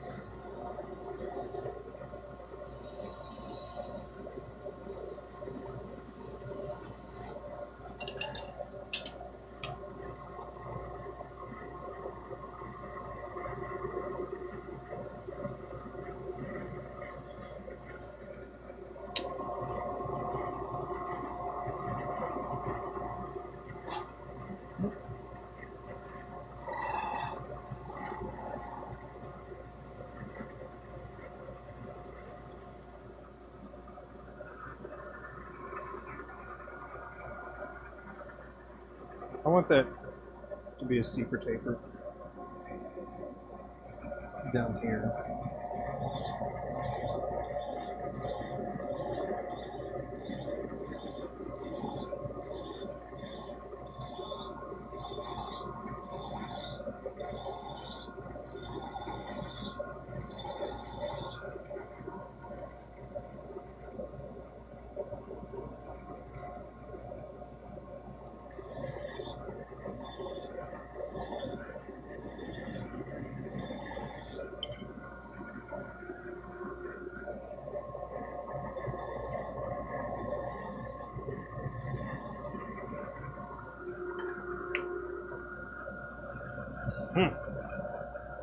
All right, let's see.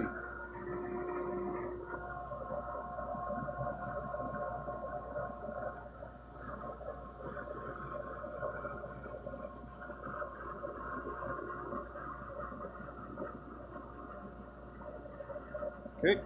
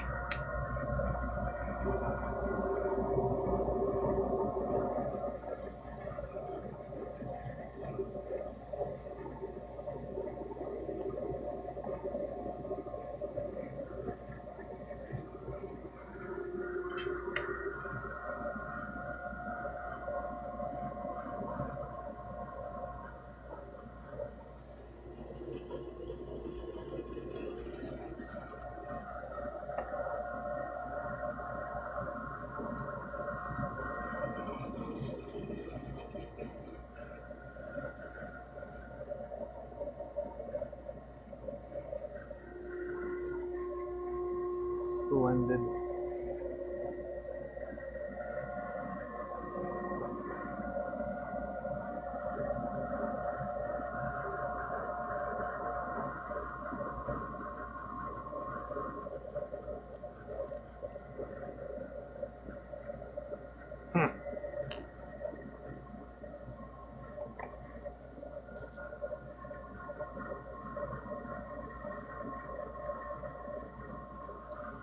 So that's that shiny spot right there. There you go. See that little glint right there on the thread?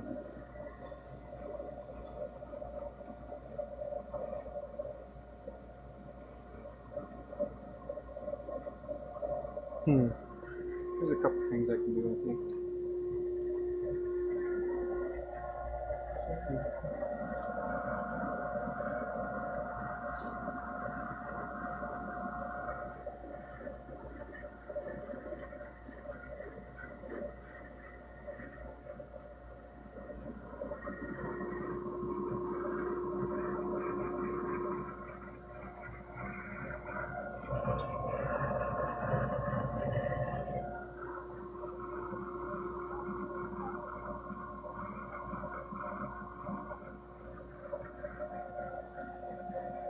Don't you have to shower in the morning?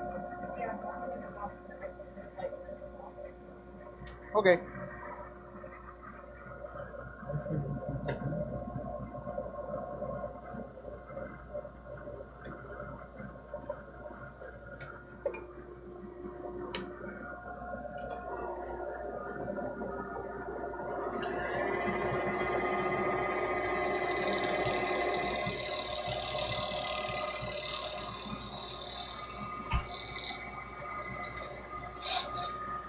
Does turning pins look fun yet?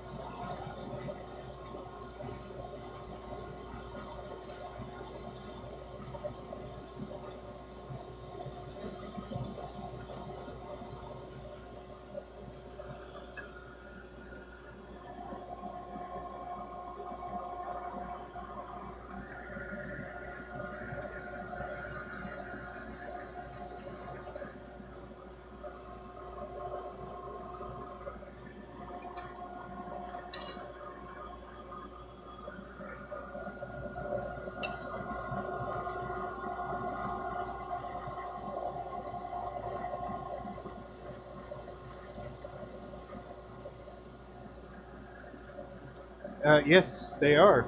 They are shorter by not a lot. Uh, Although it is basically an enlarged version of another design that I've got that's fit for Joe 5. Somebody wanted me to make them a full-size version of this, so it just seemed like a good time to revisit my postable version. So, yeah. These fold, or fold, they close and they're about 5 inches.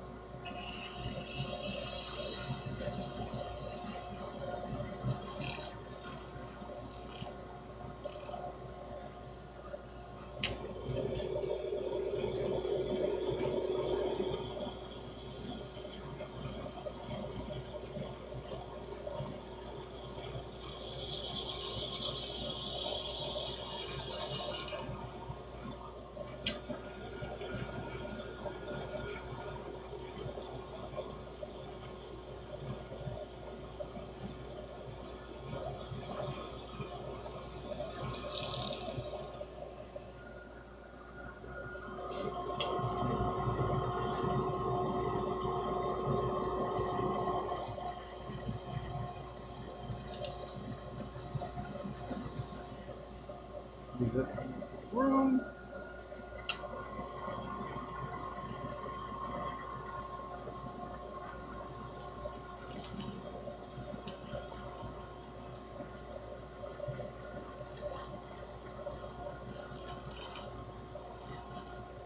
It's close. But yeah, let's see. Do I have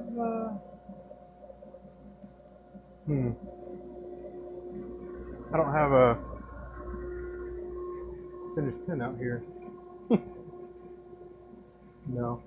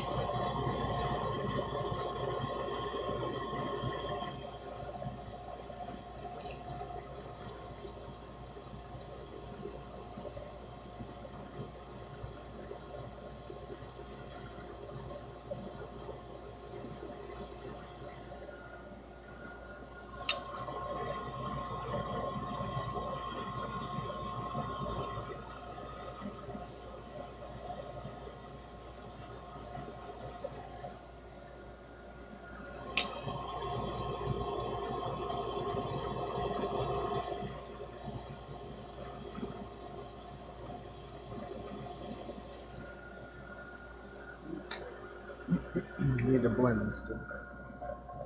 I think. Just make sure the front part's good.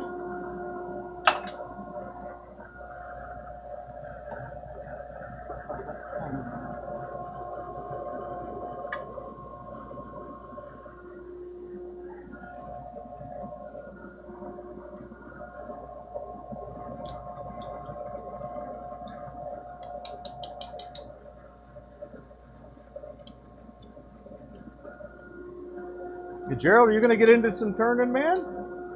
Okay, at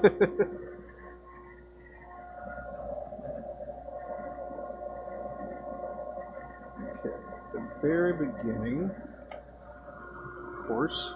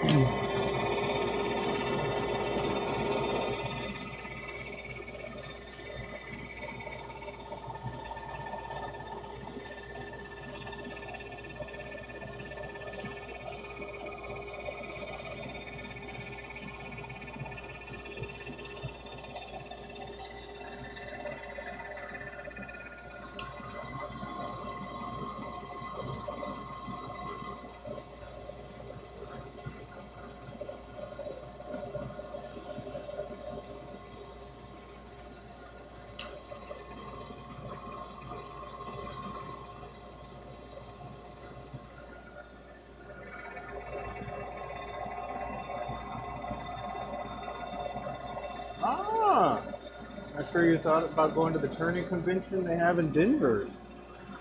I wonder if Brian knows anything about the Denver, because he goes to the Mid Atlantic Turners Expo, or the MATE. I don't know why they went with that acronym, but yeah, he goes to that, so he might know something about that.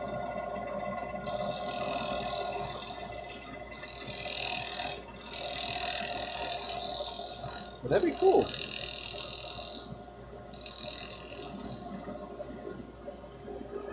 I will say, even though I make pins, I still buy pins. So, yeah, and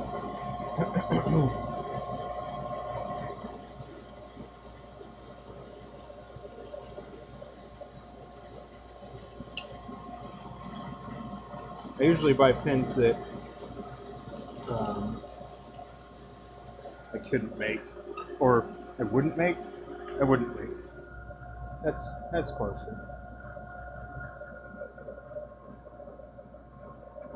Back in 1990, we could turn back time.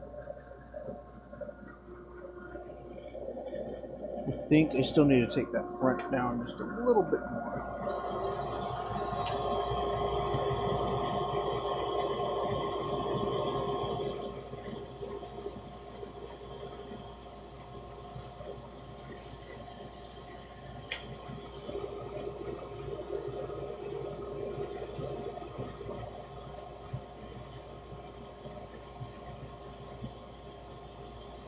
There's all kinds of stuff to turn too, like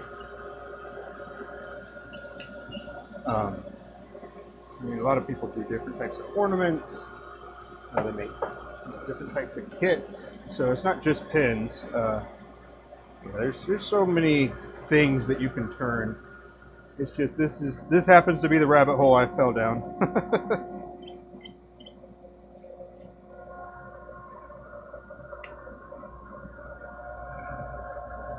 But I love it. Love.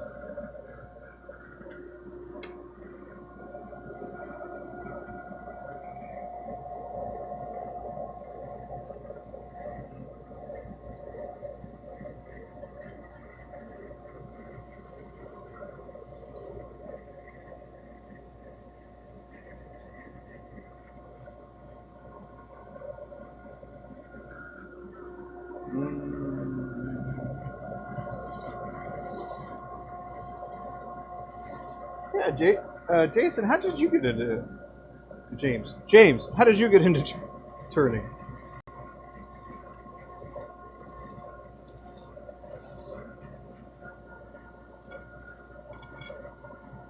It's not work if you do what you love. Yeah, I think there's definitely some merit to that. I'd say some of the complaints that I've seen on Facebook are people not structuring their work in a way that they should have. I won't go too deep into that, but I think some people that they're like, when you start selling, it becomes a job. Well, I think it certainly can, if you know.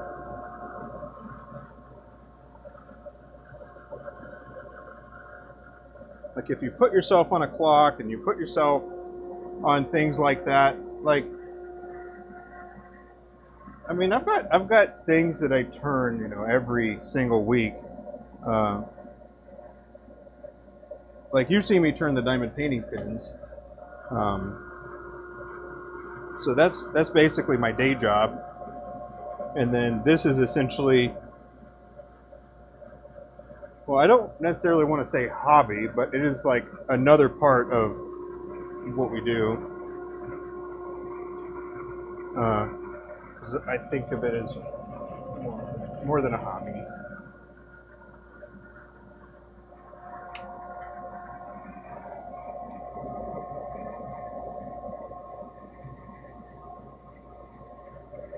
But I just like the complexity of it, really.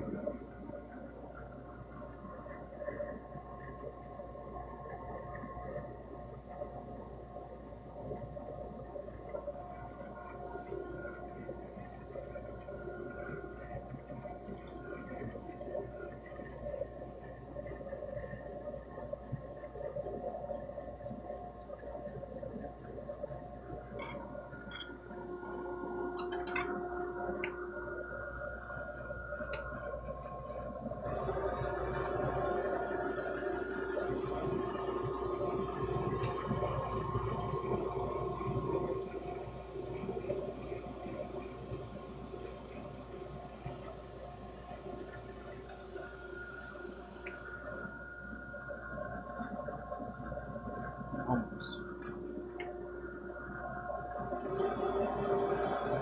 That's why you like giving to family and close friends. Yeah, yeah, Lawrence. We've had that conversation before.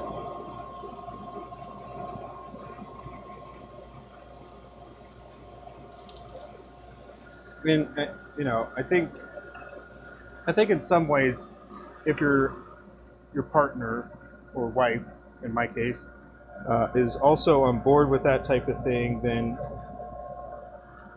and then also doing some of the other logistics that I don't really have to do, I can focus on different things. So it's pretty nice. It is nice.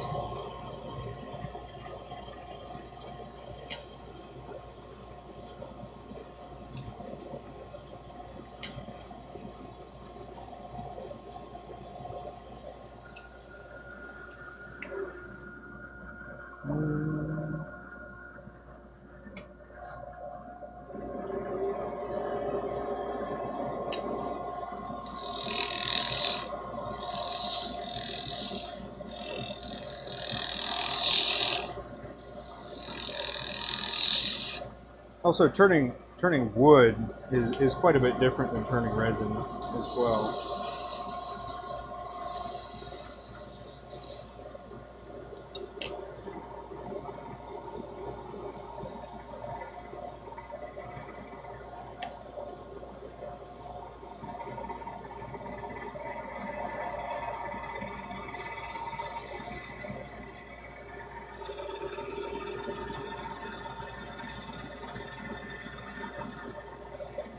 You gonna try to get a nice. Well, you probably need to go in that waiting room, huh? How many pins does he do at a time? Or I guess drop, release. I don't know what he calls it.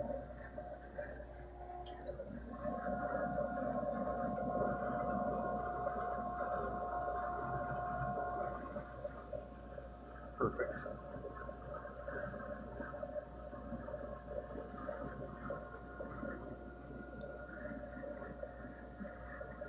Oh yes. But yeah, that was one of my. It was actually one of my sticking points. Personally, I don't like. I don't spend a lot of time on social media looking at other pin makers. I find that you can draw out some inspiration that some people might get angry about or upset about or whatever. I don't know, but you know, yeah, there's only so many ways. So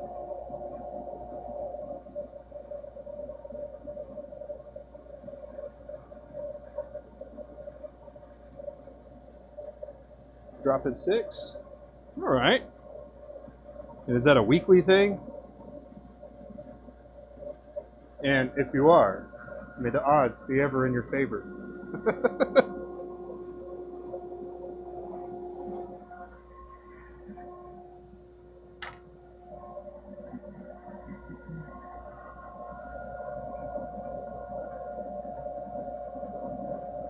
Oh.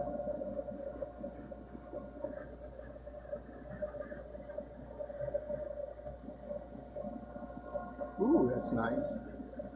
Week or two? Nice, nice. Oh, and nice. That one felt a little faster than the ones before. I don't know if it was, but it felt like it at least.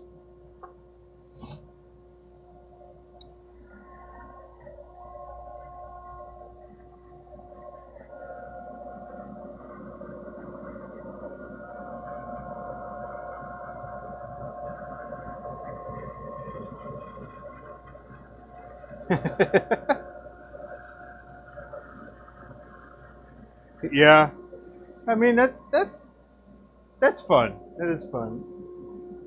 I love a good ribbing when it's in good spirits.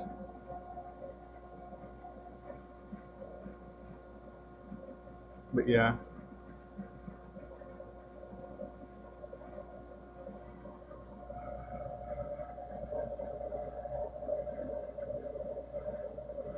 I'm not sure what the LVED is, but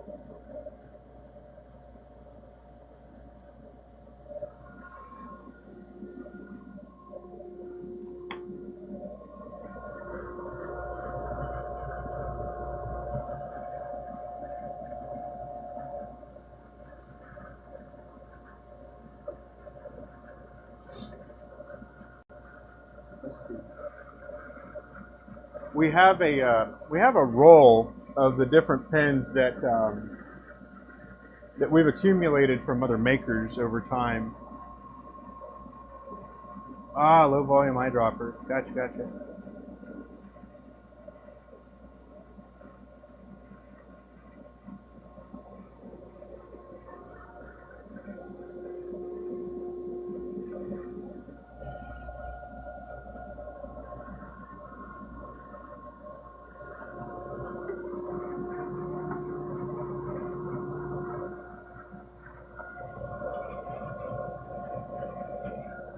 But I think from their point of view as well, it's like you want to make more, right? But you're kind of limited on the time that you have, and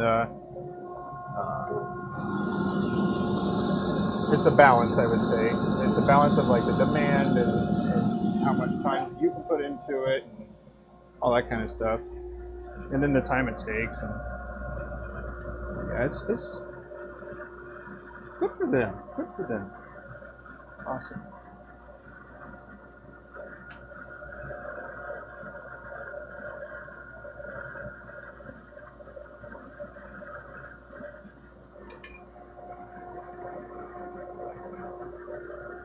Yeah, I think we had that conversation about people getting mad of, not being able to get one, and it's like they almost take it personally. It's like, come on, man.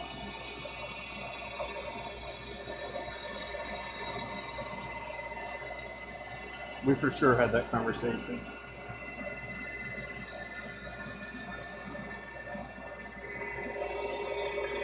Yeah, that's something I was thinking about as well. But, oh man, Abby, we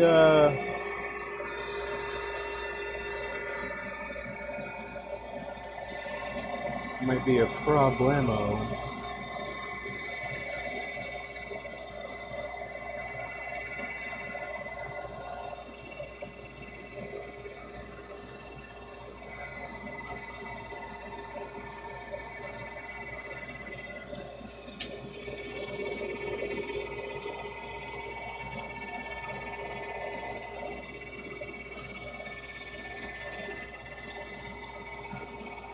Well, I can't say that we have that that going on right now for fountain pens, but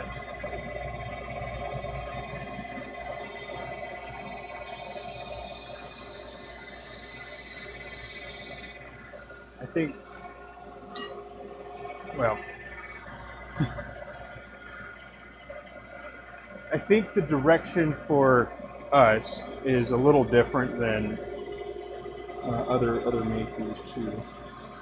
Like, I like being on here and kind of showing what it is that I'm doing, and having people learn about it and things along those lines. Because the makers, they just put themselves into it, pour themselves into it, and I think that it's one of those things that people don't necessarily see, or oftentimes when we're at shows too, people don't know what. Oh, hey, it's about 4. It's about 4, man.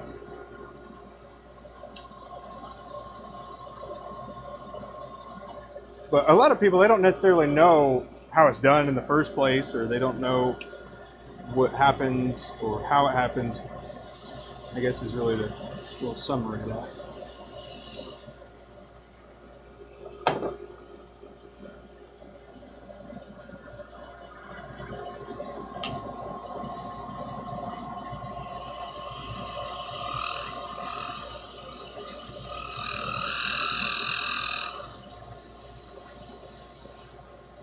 Oh.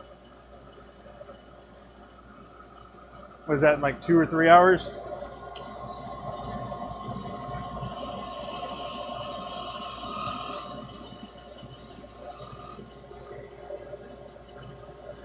Or yeah, it's Zodiac, right?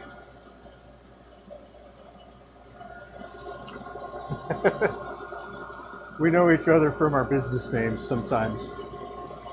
But I don't think I ever knew his last name.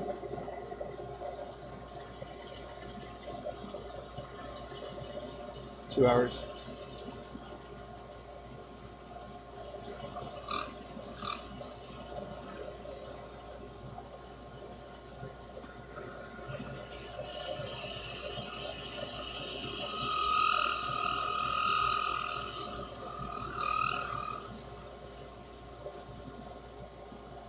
Hours.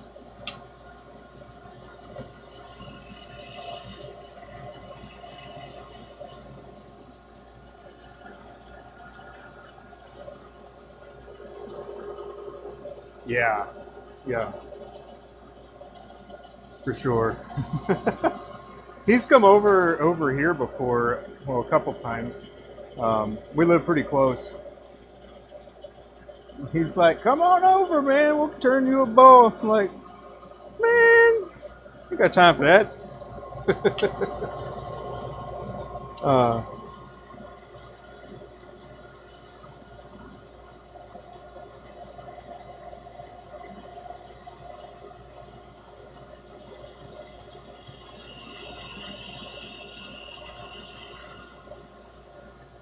yeah, I want to keep this type of thing as something that I because I want to do it and not because I have to do it.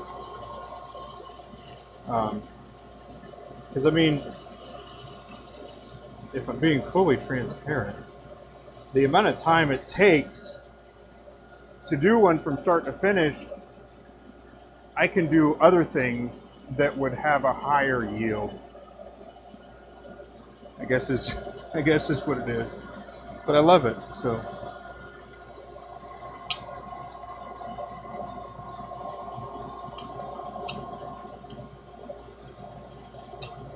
mhm.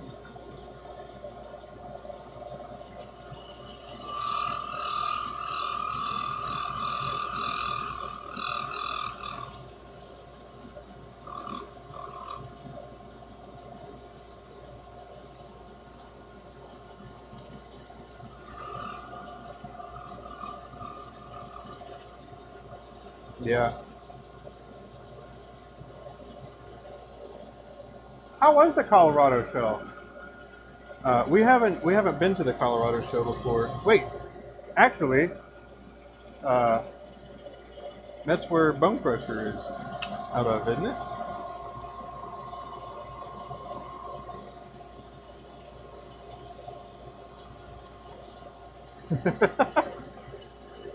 Let's see what time the Turner's Warehouse live stream charity. Right on, right on. Shoot, I should hop over there too. What time is it, or how long until that happens?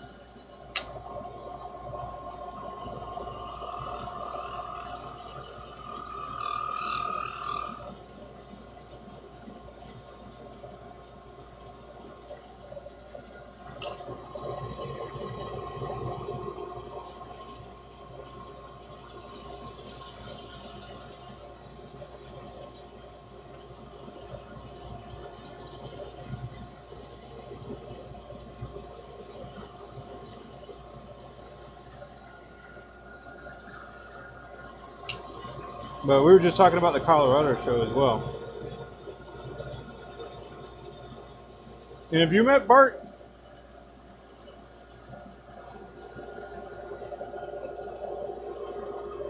Four p.m. Mountain Time. 4 p.m. Alrighty. That's right. They're in Arizona, Phoenix, or Scottsdale.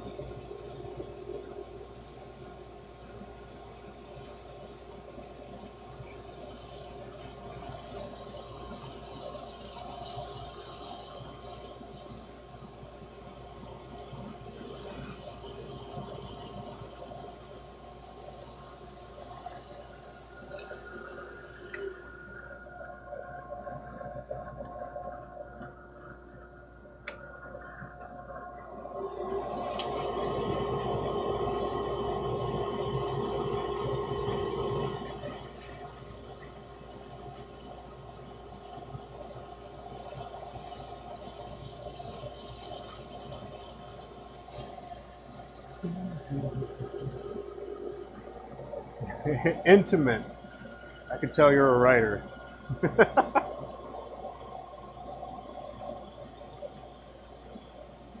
Let's see. Lost pilot, gained. We thought about it. Bert was talking to Abby because when the first time she went to the show, she was with Bart in San Francisco. He was, or not the first time. Which show was it? She was with Jonathan Brooks the first show, and then I don't know. I don't remember. I don't remember. It's sad. Yeah, she.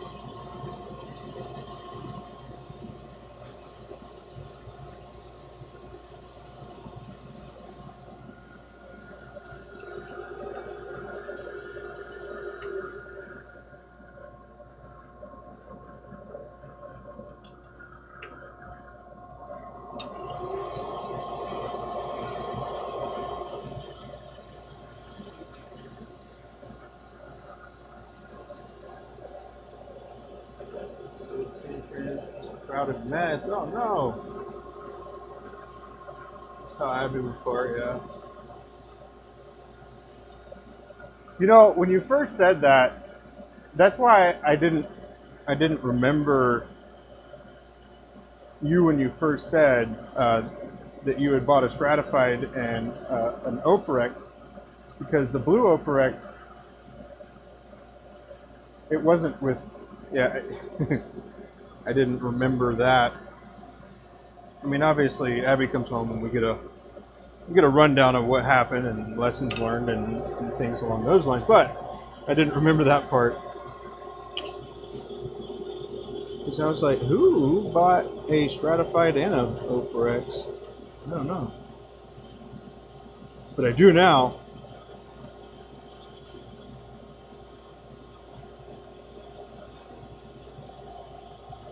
I very much appreciate that.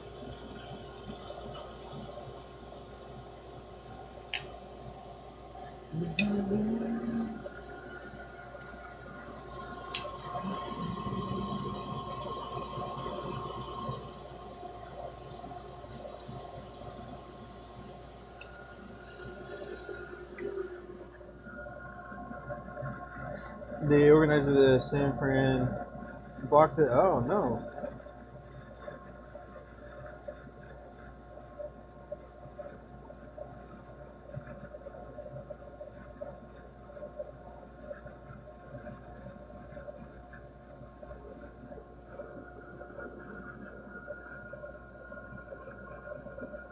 I'm a face guy.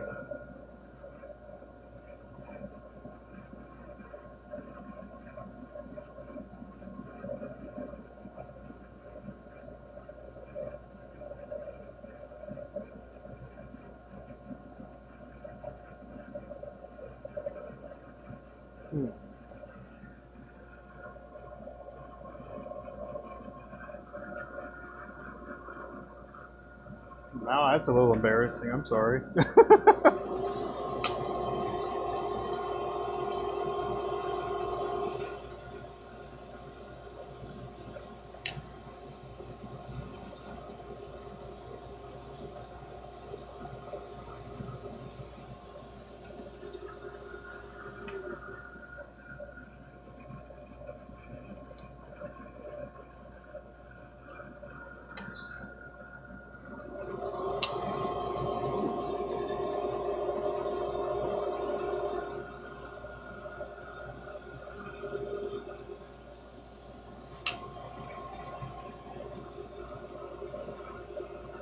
Let's see.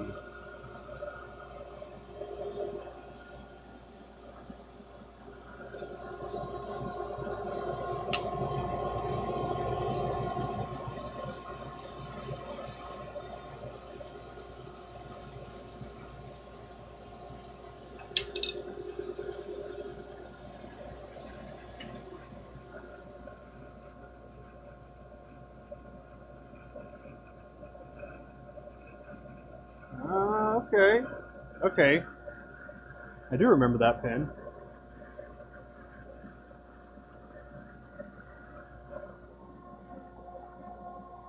Yeah, so the lathe trouble.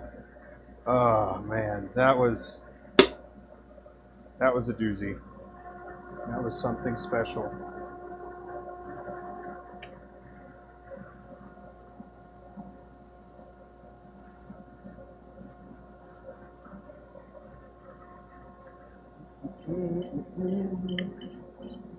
But hopefully you liked it.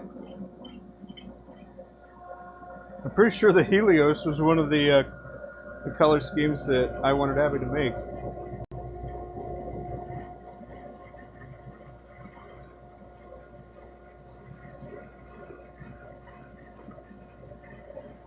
Abby usually comes up with all of them, and I don't have much input, but sometimes, like here, you saw Abby's birthday pin, and she's already asking me for. She's like, "All right, John. Well, here's what I want for. Here's what I want for Christmas. I want a bastion, but I want it in one of these. There we go. This is the one."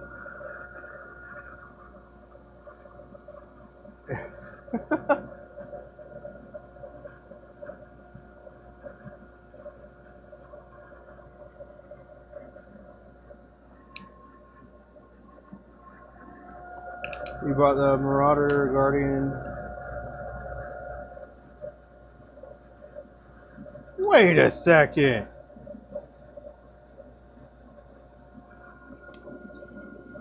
I think I remember you. I think I can actually picture your face now.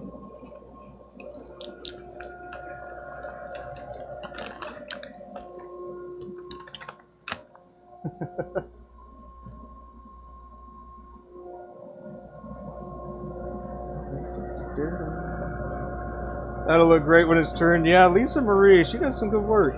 Does some good, very different than a lot of things as well.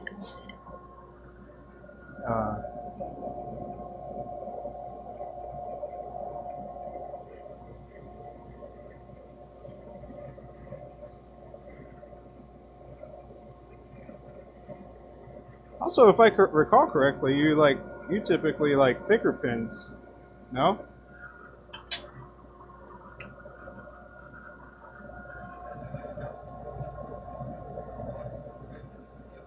Oh, for real?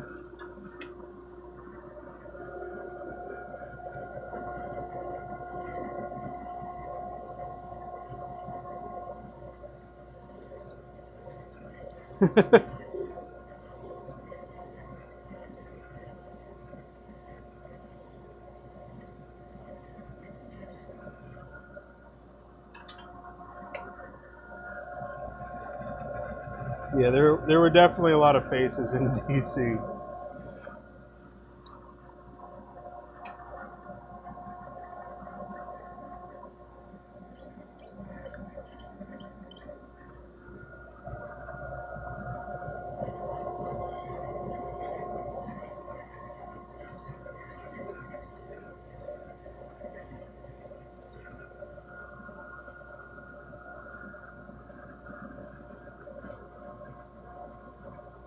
Gotcha.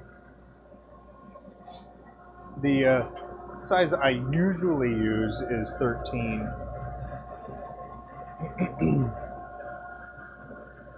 But I do have an M15, which pretty sure I reached under the table at the time and showed it to you. But this is the M15. It's a much larger diameter. Let's see, we'll compare it to like a more of a standard here. So,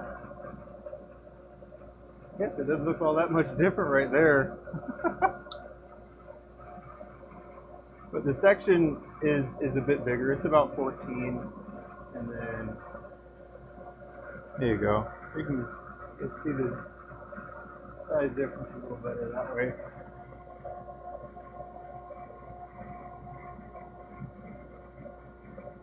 This one has a little accent on the backside here because the blank. This blank got a little. The resin didn't cure right, so I had to chop that off and then put something else on the end.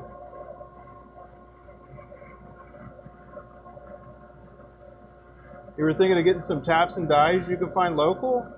Right on, Lawrence. Is it? Are they triple lead or are they single? Either way, that's awesome, man.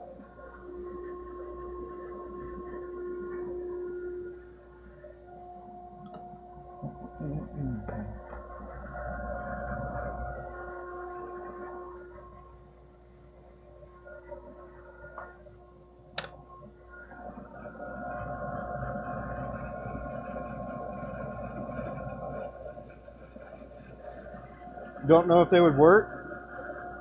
Well, man, I can show you. I can show you. I can get you going with the single start. No problem. You just need a 1/2 inch and a 3/8, or somewhere around there. But 1/2 inch is really common, and so is 3/8. Oh, perfect.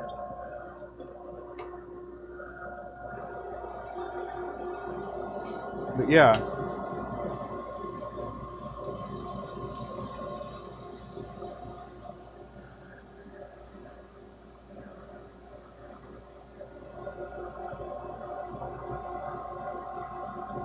Don't know to get or metric. Either one. So the M13 triple lead is M13 by 0.8, which is just a thread pitch.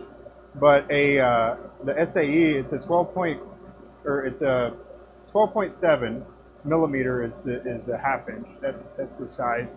And then when you put the 3/8 on there, that's about the same, like ratio difference. So it ends up working out.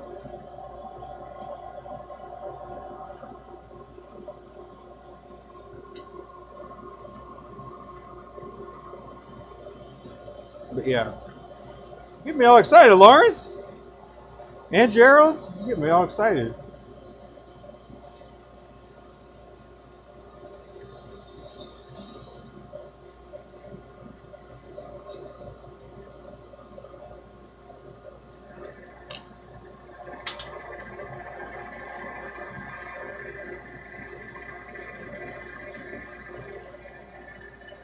Sweet. So this part here is about 13 millimeters, if you were wondering. And I've actually thought about doing a large one, the M15.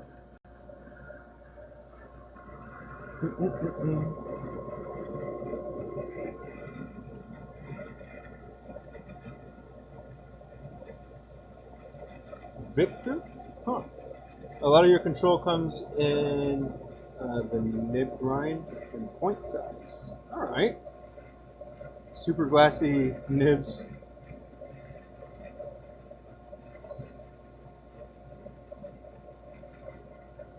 Oh man.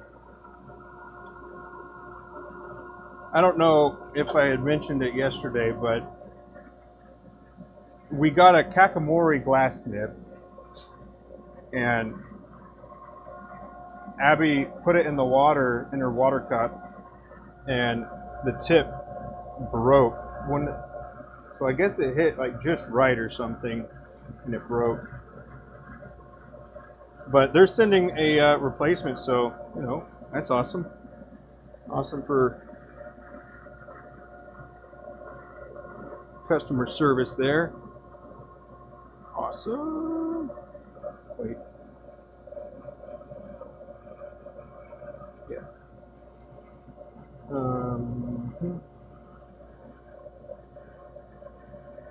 Yes.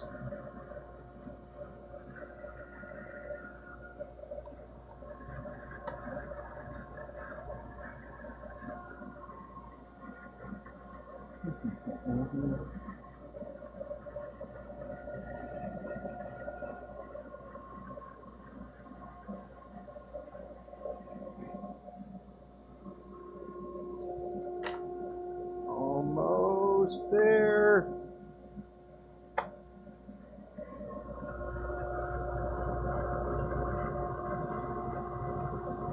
Customer service is everything. Yeah. It's, you know what I really like about the pen community too is that you're not going to slide by. And I like that. Like even if I'm kind of like at the butt of that, you know, because sometimes things happen, right? But you know, I like that accountability is so important because there's a. I'll just leave it at that. Accountability is super important, and I like that the pinned community. Let me back up a little bit. I'm most familiar with small communities, so when I'm in the military, which is basically my whole life experience, really, my adult life experience outside of pins. It was such a small community, and you're not hiding. You're not going to be hiding anywhere. If you're, yeah, I don't, yeah.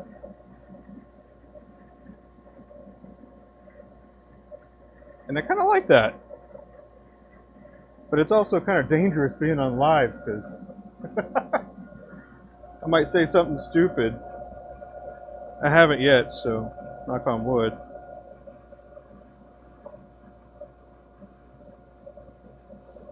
But I think that's the other reason why I like lives is the community that I was in the military.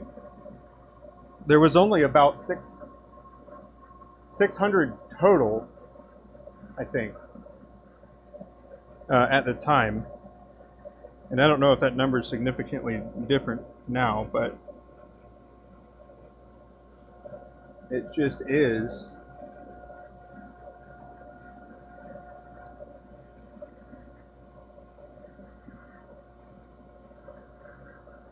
Like,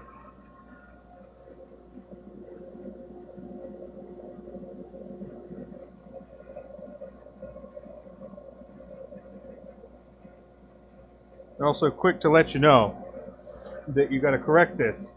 Correct it, okay? Correct it. And yeah, I appreciate it.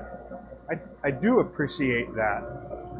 It might seem kind of weird, but I like it.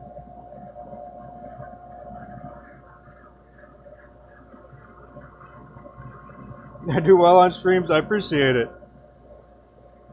I don't usually have to filter anything because I'm not usually a part of any of the drama anywhere. So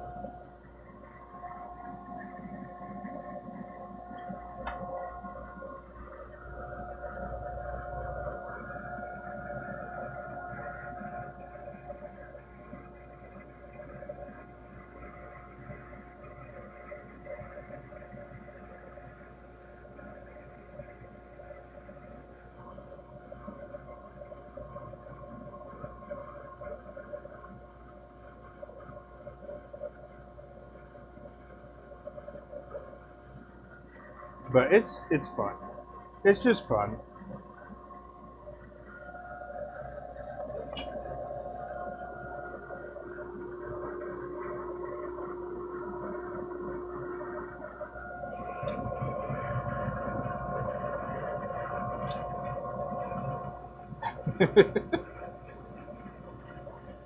Although I will say on some of my medical things, I was like the last to be like, okay, I'll go.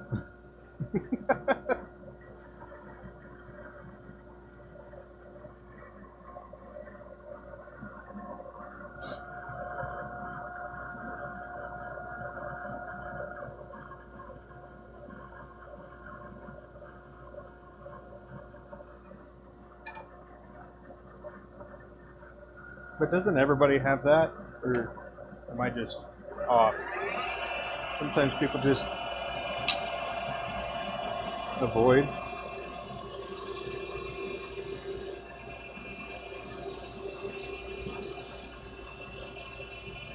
It's like at the end of the day, I knew that I was going to have a turn at whatever it was, but I would not usually be the first to volunteer on some things. Although, going back and thinking about it,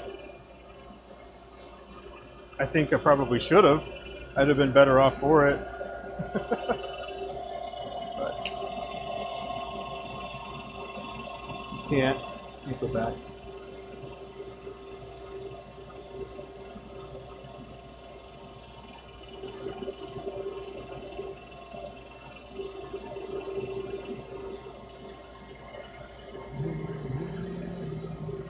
I'd like to use a rope pen that has ink everywhere. I like the look and feel of these.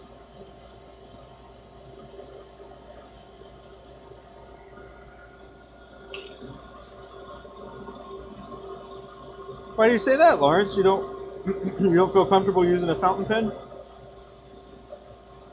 I mean, that's one of the ways that you know you're at a fountain pen show, and you can see them like when they go out to dinner and stuff. You can take a look at their hands, and you'll see them all like have inky fingers, and you're like, ah, I know you're here with the show. It's fun. It's fun. And I say that because everybody makes a mess. It's just a matter of when.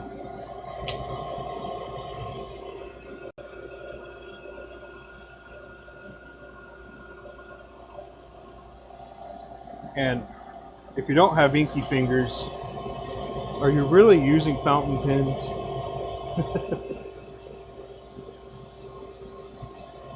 But if you were talking about like the taps and dies and stuff, I can show you also how to do it with like a ballpoint or yeah, I can show you how to do it with a ballpoint. The fountain pens are worth the trouble, Gerald. Yeah, I don't know. I think that's just a part of like the whole relationship with them.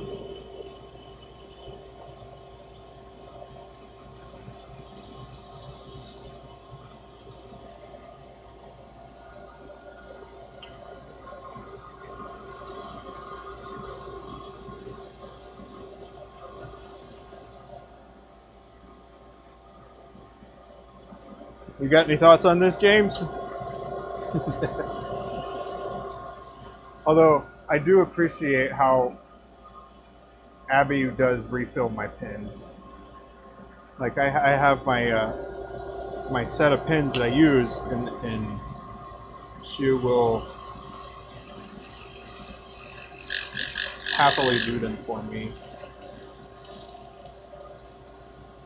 Because I've got preferences about different things than she does, and she's always, you know, happier about doing that than I would be. So, in a way, it's like I'm doing her a favor, right?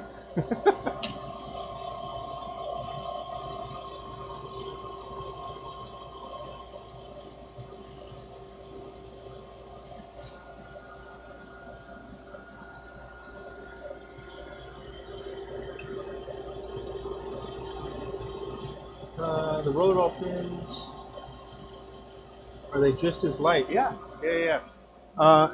So I've got an example actually of a single start right here. So this is a single start, and I built this whole thing around the pin here. There's another YouTube video that RJB Bob from RJB showed, but he was using, I think he was using triple lead. He had just gotten back from hanging out with Jim. But yeah, it's a Parker refill that, the reason the tenons, by the way, are so long is so I can adjust it as I went.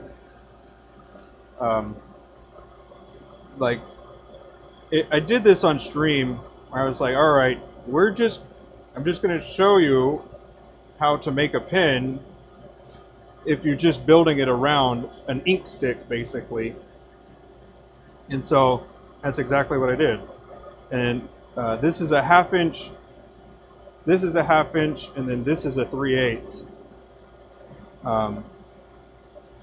But yeah, it just took a little bit of adjusting back and forth to get it like dialed in right. I don't have a spring in this one, although that could have been useful.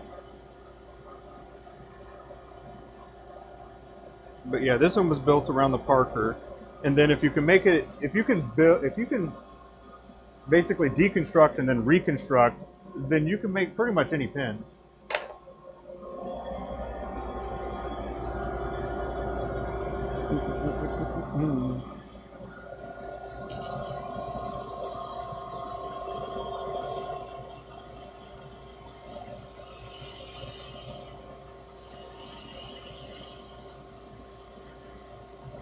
Or a variation that's similar.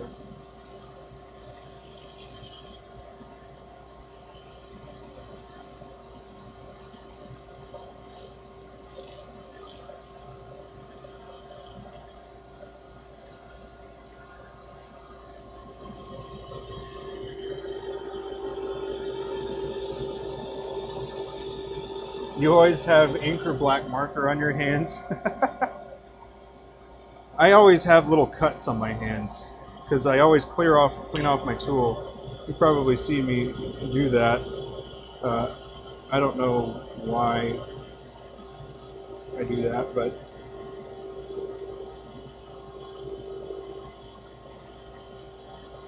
that's how I get like these little. And it's not like a deep cut or anything. It's just enough to. You know, make it annoying, I guess.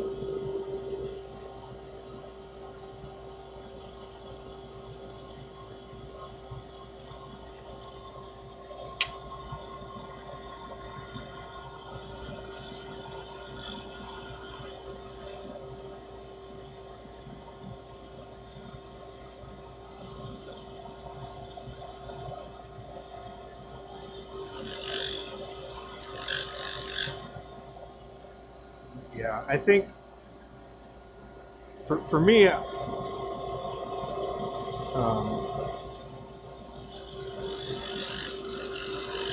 think teaching is more of what I like to do most.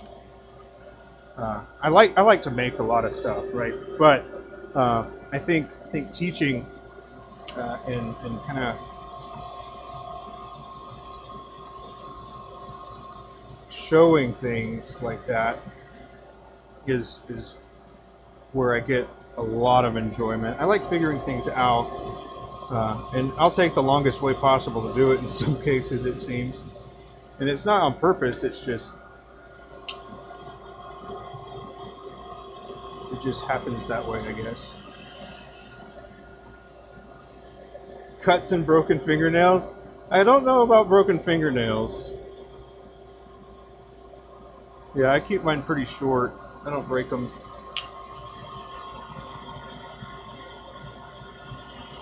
But sometimes I'll go inside and one of my kids will be like, "Oh my goodness, are you okay?" I'm like, "Yeah." What do you mean?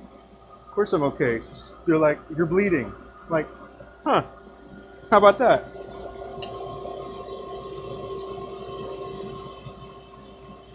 Like, I will say, getting resin blanks out of the molds used to be what cut me all the time, or peeling off the resin from the molds. That's what always got me.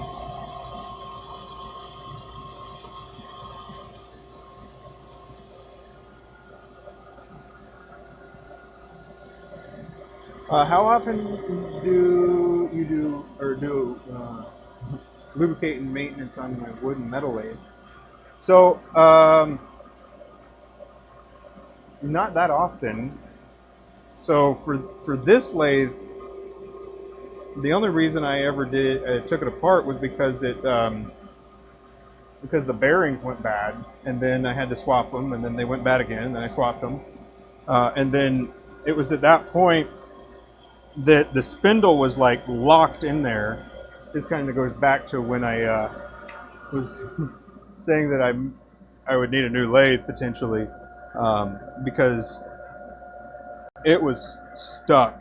Like I couldn't get the spindle off, so I had a block there, and I had to. Anyway, not that often. Let's see. I don't think I've done really any maintenance on this particular one, other than that. But the metal lathe, on the other hand, the gears are on the other side, on the outside, and they get dirty. So I have some motor oil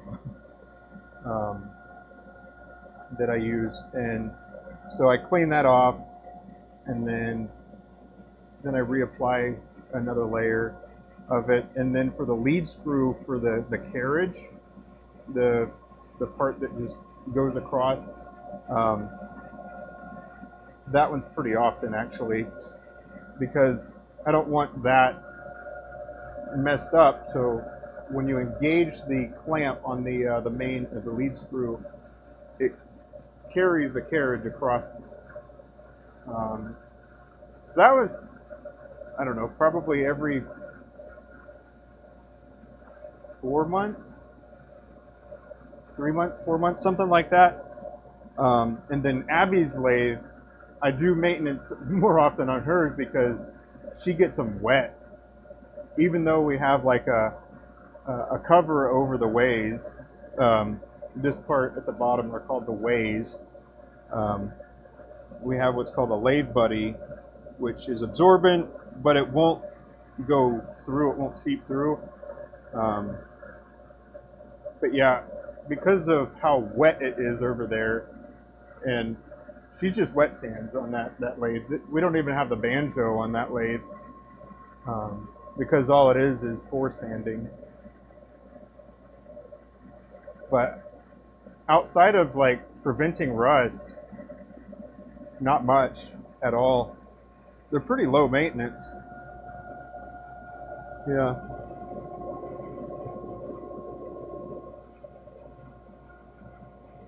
Let's see. Living himself. Yeah. A lot of. I how to use scroll saw in the last 4 years. Been making pin kits. Yes, indeed. Hey, what's up, big dog? How you doing? It's been a while. It's been a while.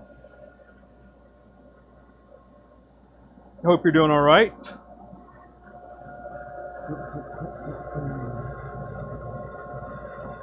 You love your lathe, buddy? Yeah, it's nice. But when we use buffing wheels too, that'll sling the buffing compound onto the ways, and then all you need is a scraper. So I've just got like a razor blade like this, and all you do is you just kind of have it at the correct angle, and then you swipe it across, and it just takes everything back off. So that's just on a magnet that's up there.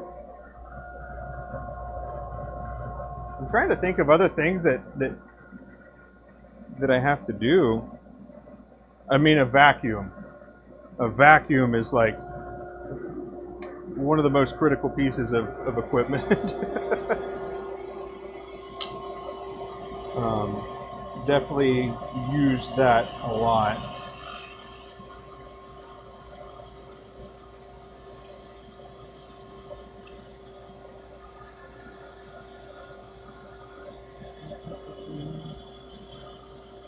Been too busy to have fun? Oh no!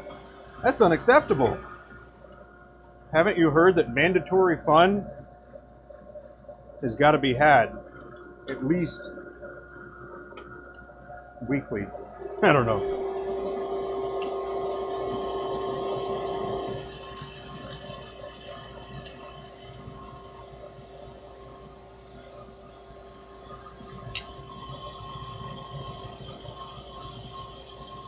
But I'd say that these machines are pretty low maintenance.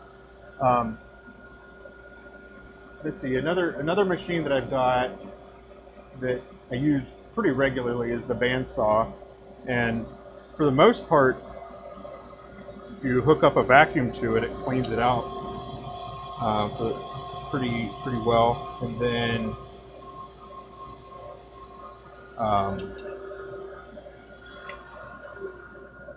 sometimes you got to open up the doors and then get all the dust that accumulates in there. But it's not that bad. It's not that bad.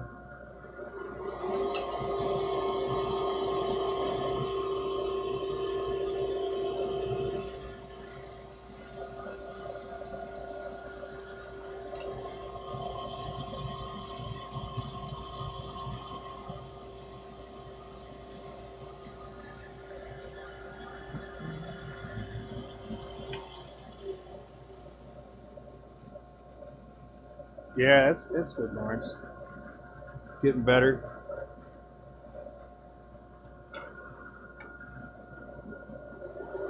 Okay. We're getting this dialed in little by little.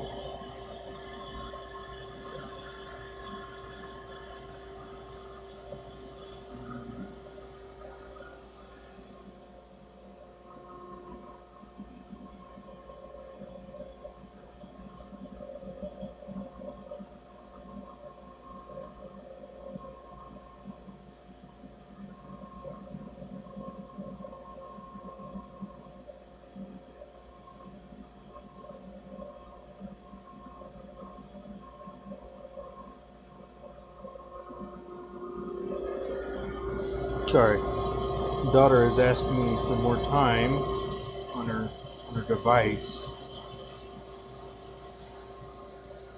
She has a phone, but we kind of control what she's able to get to and what people can, well, how people can reach her, I guess.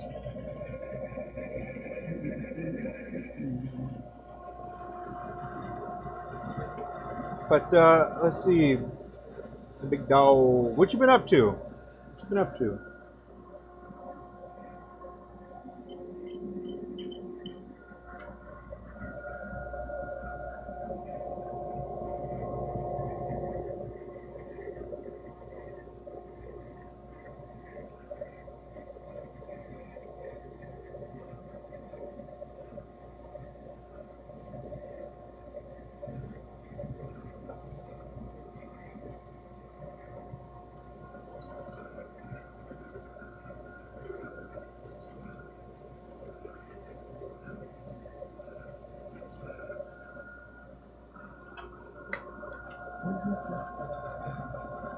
Nice.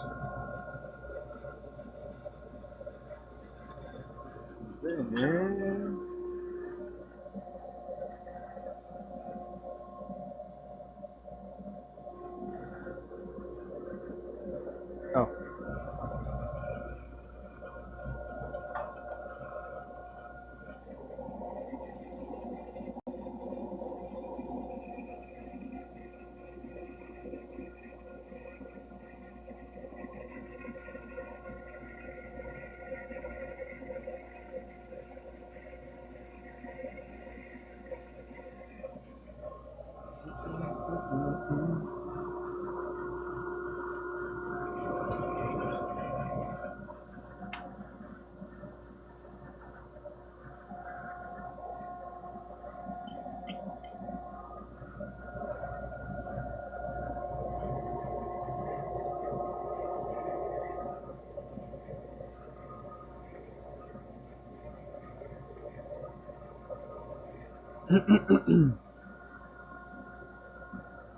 You know, Lawrence, thinking about it, well, I've thought about this before, but one of the interesting things that I find about making custom pins is that I think that some of them are a little bit, some aspects, right? I think some aspects are easier than kits.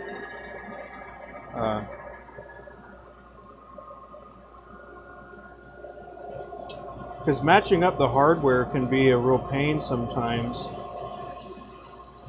Because you're using the same bushings to sand, and I guess you don't have to, but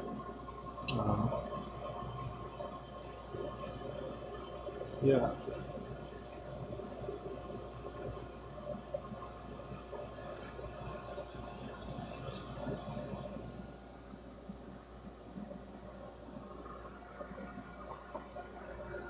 But, you know, I guess overall, making everything from scratch is more intensive.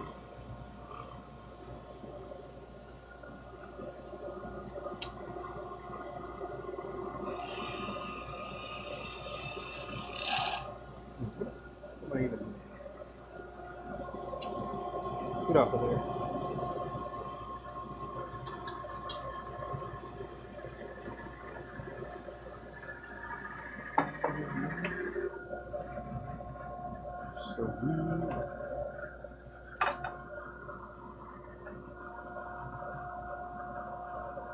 Hi. Let's see. Yep, that's right where we want it to be.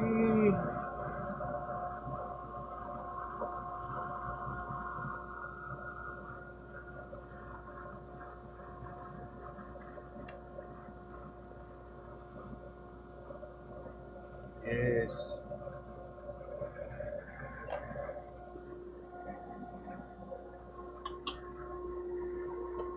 Okay. This is the last barrel. And then I can move to caps.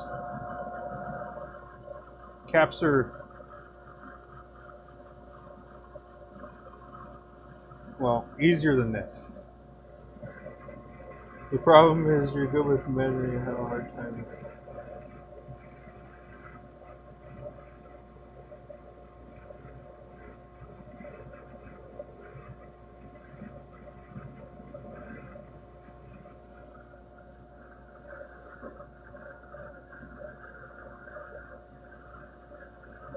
You're good with measuring, you have a hard time with precision work. Huh. Trying to wrap my head around that one.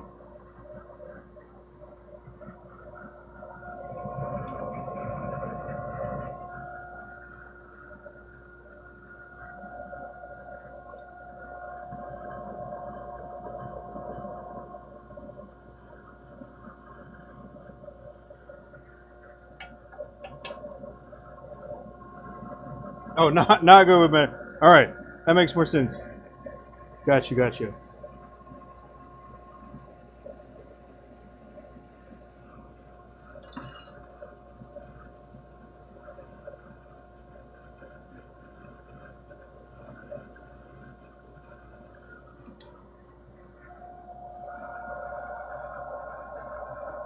Ugh.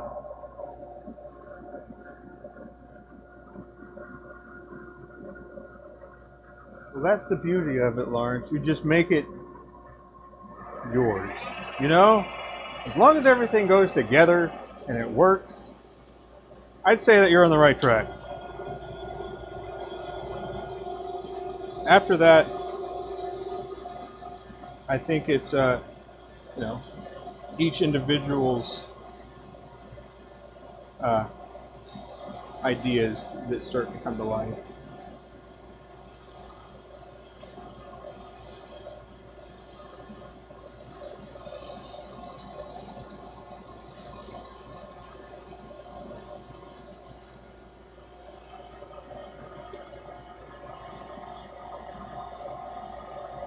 Yeah.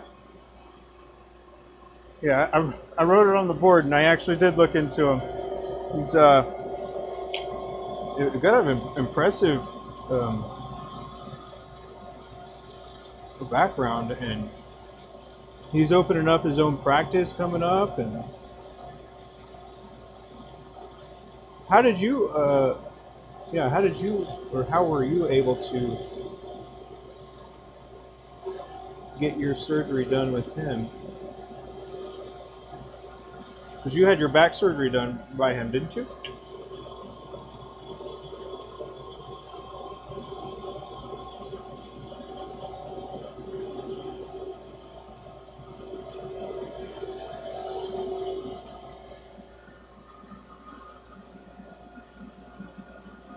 definitely seems like a pioneer in his field. That's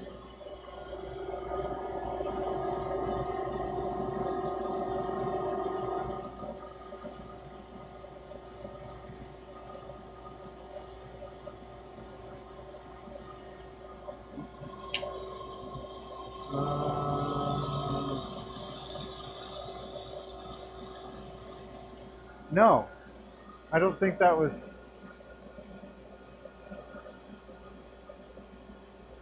No, I didn't. What accident? Or is it your accident that you're talking about?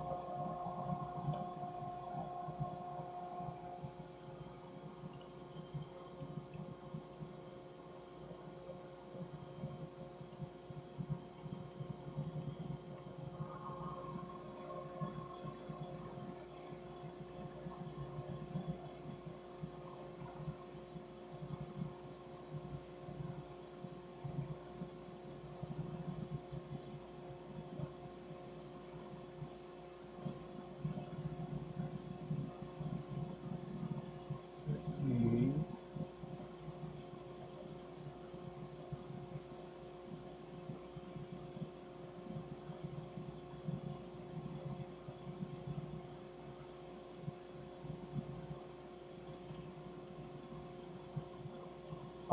Oh, oh yeah, oh yeah.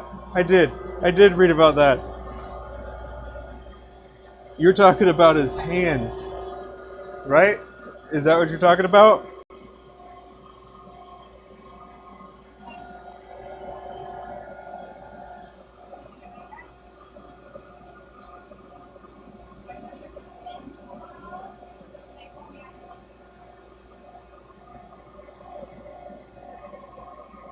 What?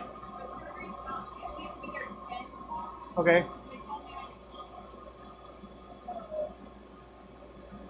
Weird.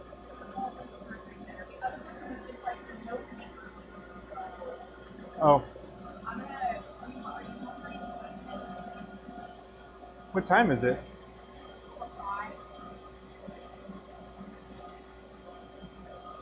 5?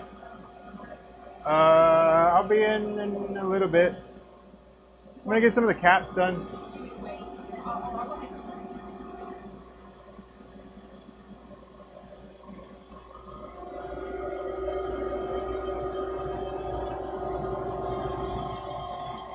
Yeah. Okay. Okay. Yeah.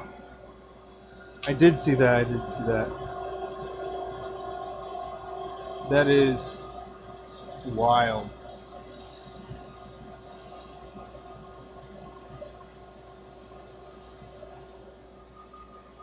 But yeah, the bit that I saw didn't talk a lot about it. So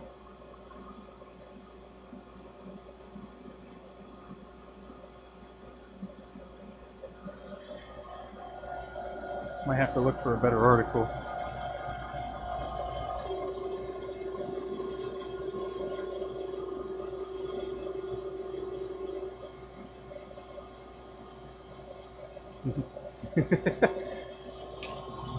Dang it, John, you focused on the wrong thing.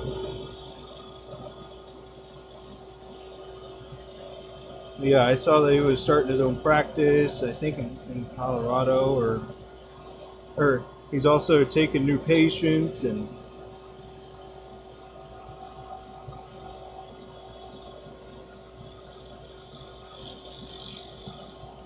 I guess that's kind of weird that looking at his his bio, it didn't spend a lot of time talking about that specifically,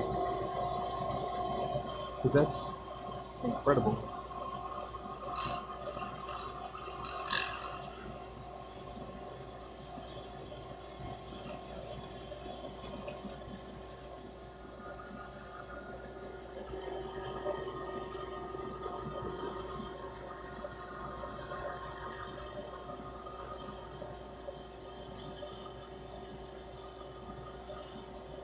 That's so crazy. That's so incredible.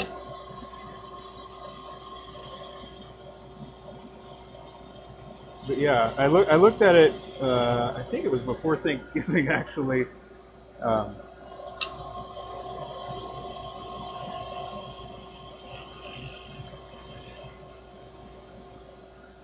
but I think I forgot to write the accident, that part.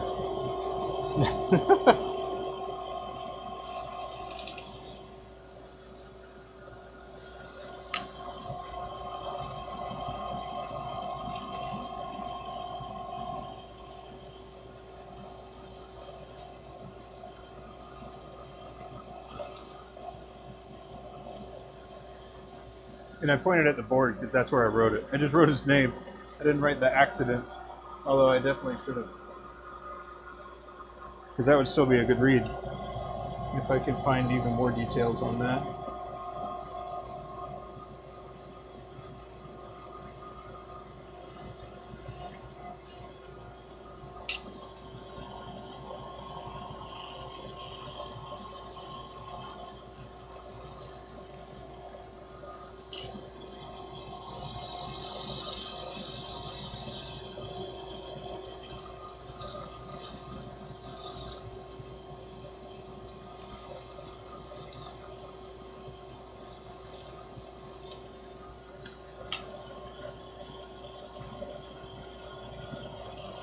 I gotta ask, were you at all nervous about getting your procedure done by him knowing that?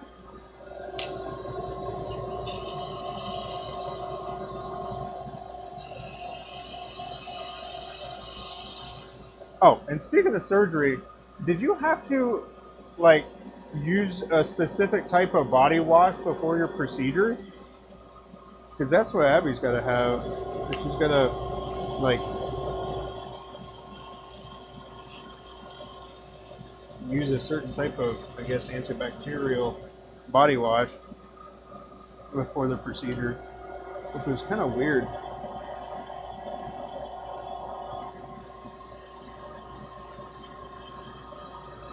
An interesting miracle story.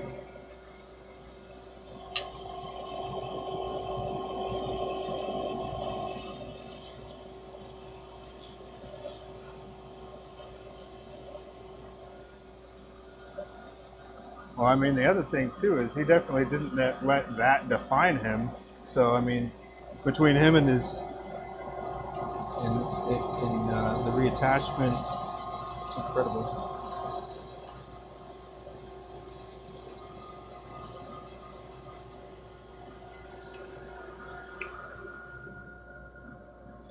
Vinny, what's up, buddy?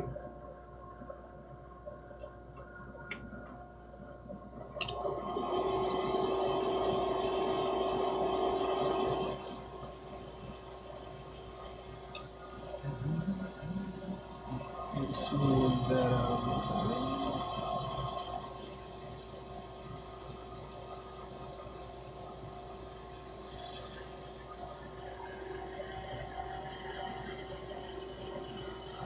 Good luck and good thoughts. Hey, I appreciate it.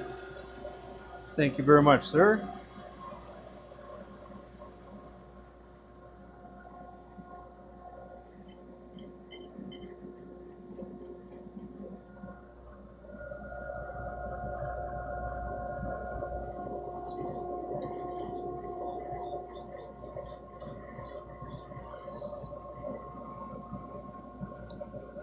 So if you're wondering, the file is showing me the high points as well as the low points. So the shiny spot in right here shows me that it's a lower point, and that the scuffed area is a higher point. So and it also smooths that out. The other thing that it does is tells me basically when it's level. Hey, thank you very much. Thank you very much. It is an outpatient procedure, so hopefully nothing wild.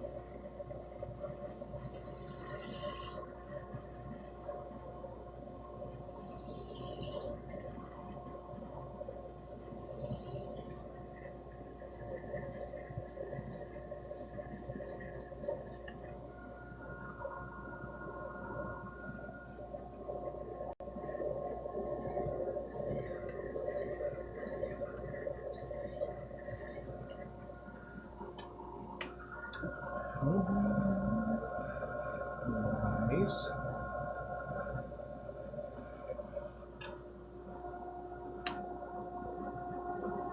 Just going to smooth out that upper surface here.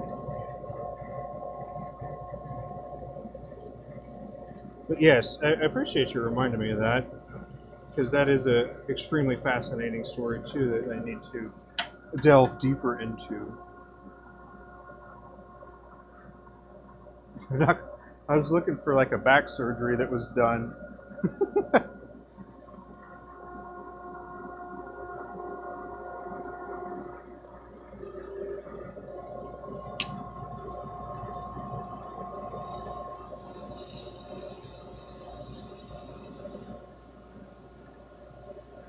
Before I do that, huh?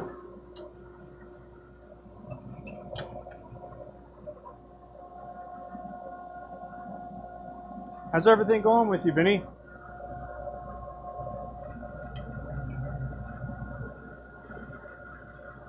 Man, y'all are awesome. Thank you all very much.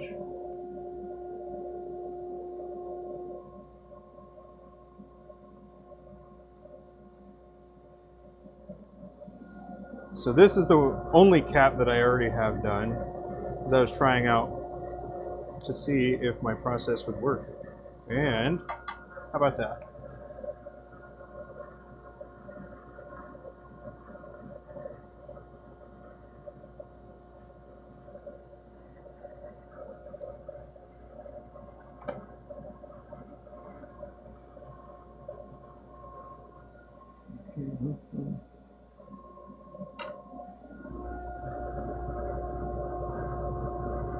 Things are going great, Vinny? Right on.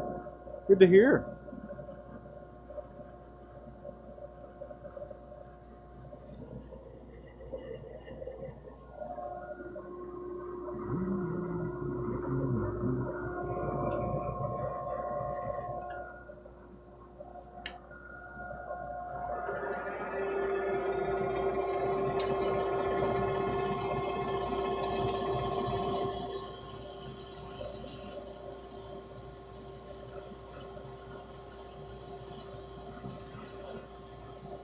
We're just time traveling out here.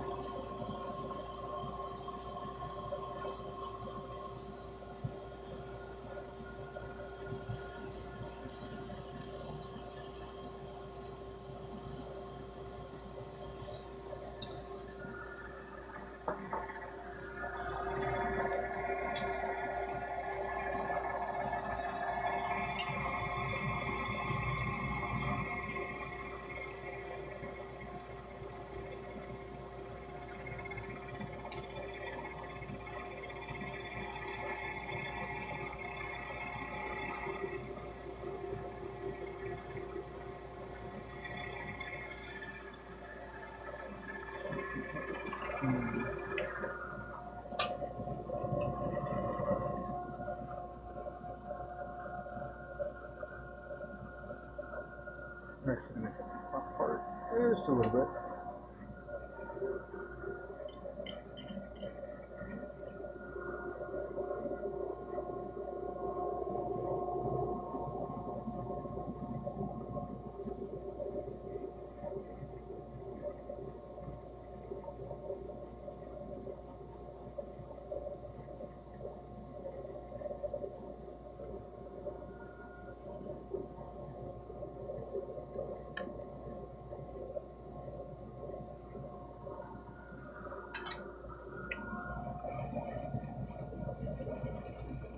Dang.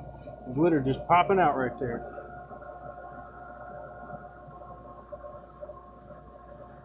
Why does that look yellow? It's yellow there, but not there.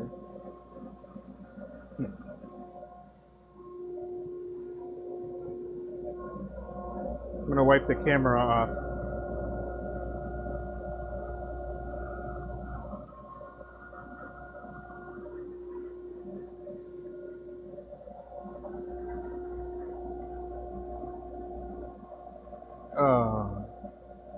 Oh, that's all right. was a nice.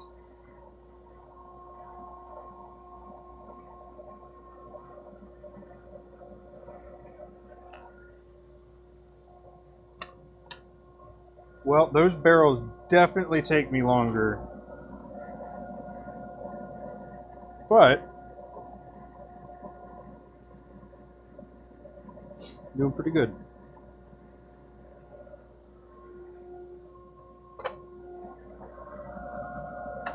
Now things can actually finish strong.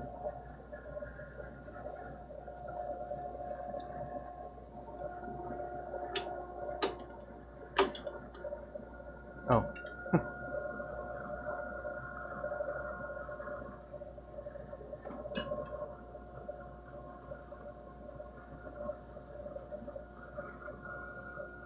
I have tape on here because this is like perfectly the size the collet closes down onto, and then when I give it tailstock pressure, it'll push it. So I needed to make it a little bit thicker, but when I wrapped tape around it, it made it so it was offset. So what's called run out, that made the run out actually occur. I was using a painter's tape before, but this is just electrical tape, and it gave it enough thickness to be able to grab and not move. So that's why I have tape on there, and that's also why it's not wrapped around.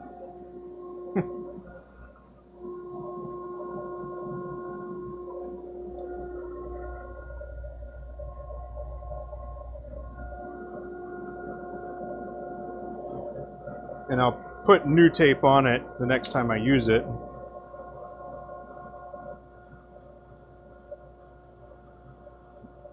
Because I don't want those grooves throwing off anything either. Nice selection of pins. Hey, I appreciate that.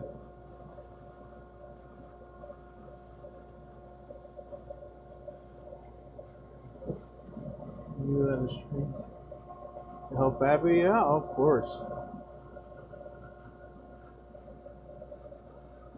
Appreciate it, Lawrence. Very, very thoughtful of you.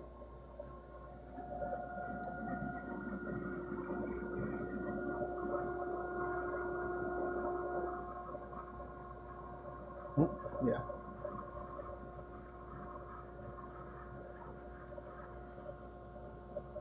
Gonna run and shovel some walks. Right on.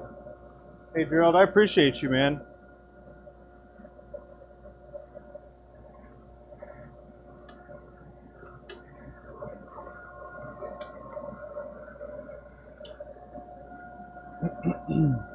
And good luck on getting one of those Skogsy pins.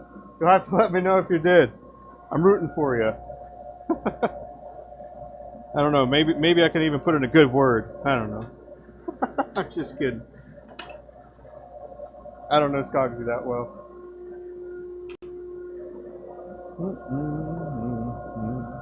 Well, yeah, good luck with that. Appreciate you hanging out. It was a pleasure, as always, sir.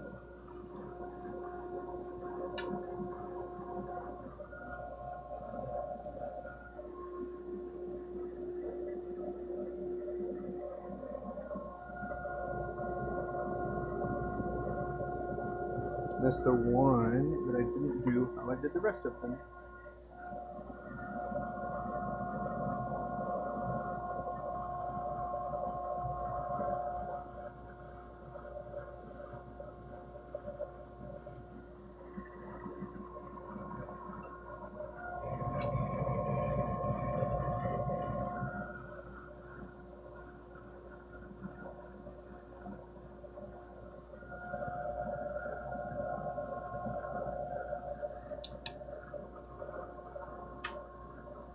Man, y'all are the best.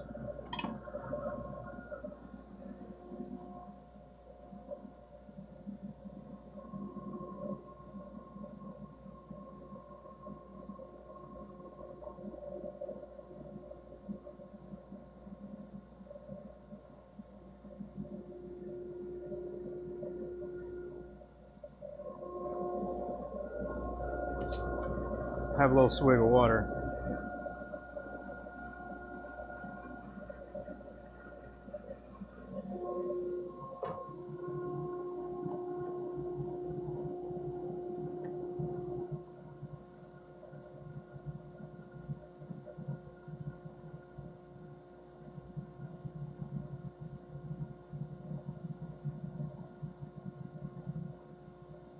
There you go. You can start there.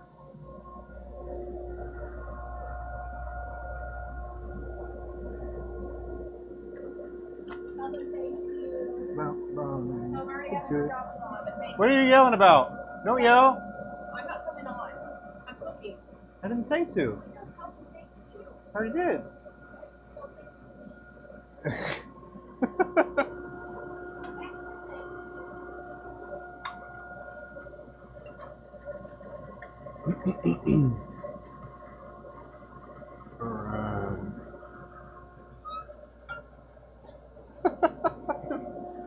Oh my goodness. What am I going to do with her? What am I going to do with her?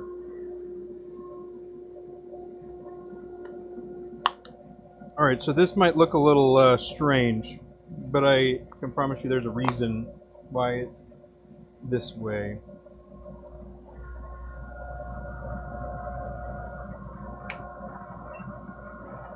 And if you don't know what I'm talking about, that's also okay.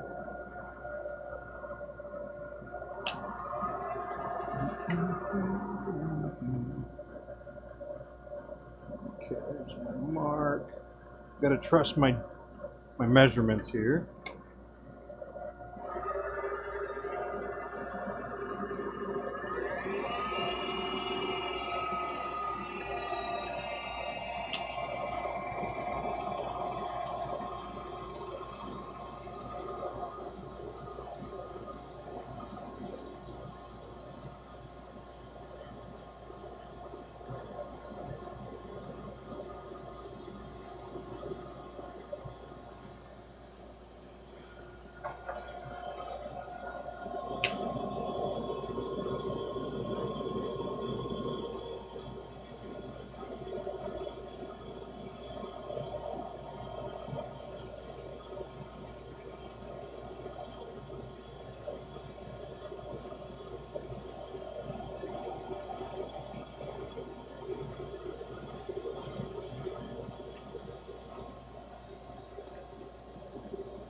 The outer diameter of this is 15,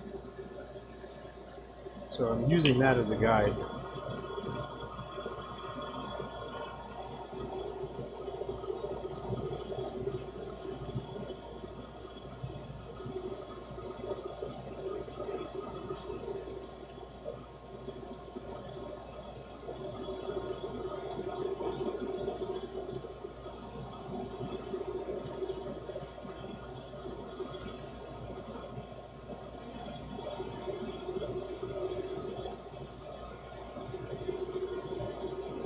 Then you might be able to see, but about right here is where I have a different size drill bit in the inside.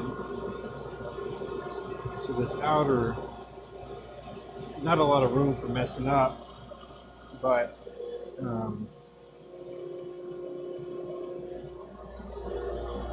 up here I got well, a little bit more room to do a profile, shape profile is.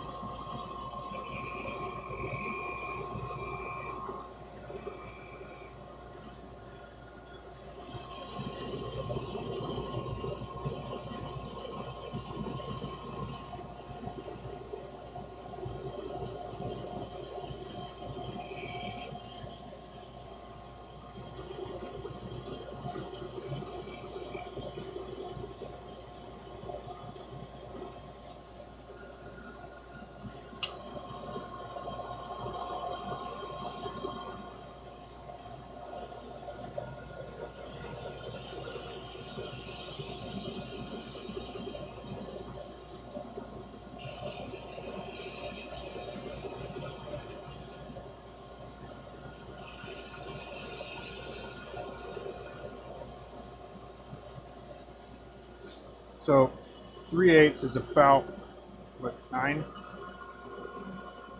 We'll just say 9 point something, I believe.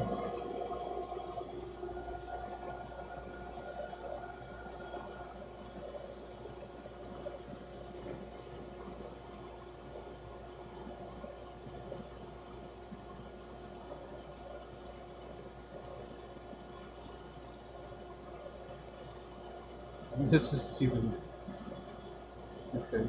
The numbers are all over the place.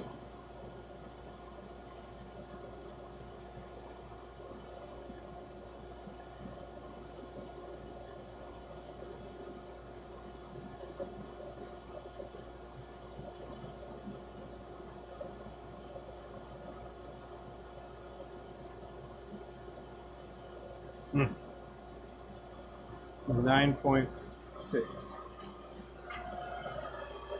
So that tells me on the inside up here 9.6, and then you add 2 for the wall thickness, which gives you about 1 millimeter on each side, and that's cutting it close, both literally and figuratively. But 11. So I'm going to be shooting for larger than 11. And the area that I have to measure from is basically in this like 2 to 3 millimeter range.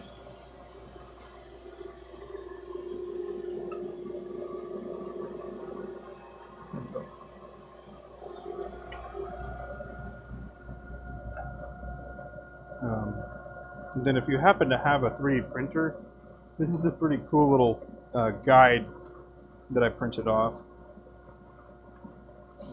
I don't necessarily like how the numbers are, but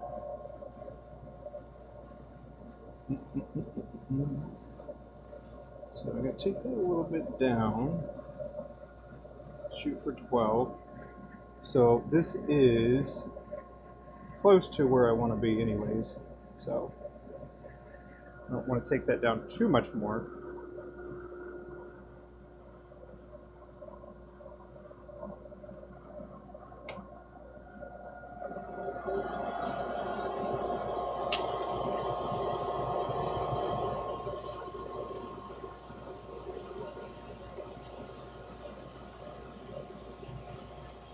And then this part here has to be 15-ish for the same reason. And so that's what these little cutouts around the outer is also useful for. The lines that I put on there basically are, this is the number and that's the circle, or the semicircle. Then I can kind of see where I'm at. So we're closer to 16 than 15 here. So if you didn't have calipers, but you do have a 3D printer, that's a pretty useful thing to have if you needed it for, well, I guess pen making.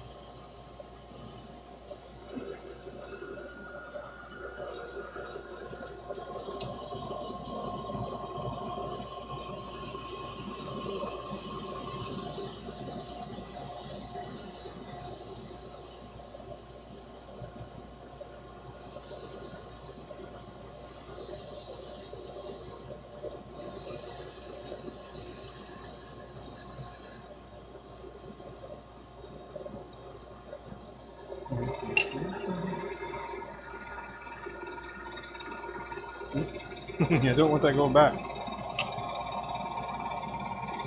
So, I think I'm gonna use that.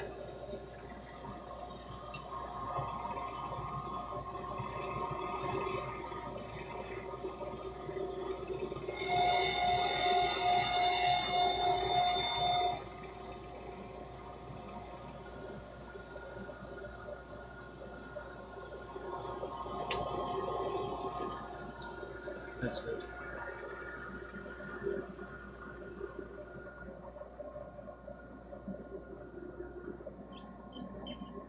Now we're just going to level it the rest of the way out based off of the guide back here. And then this is where files could actually be a real bummer. If you happen to gouge it by not holding it in contact with the highest point.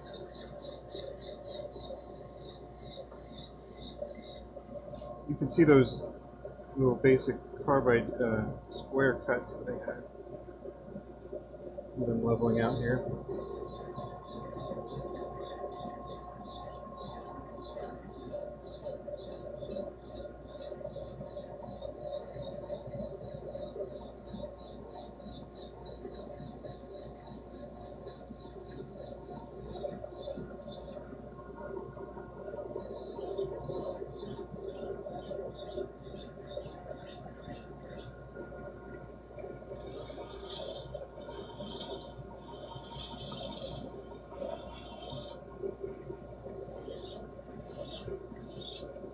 Definitely avoid heat.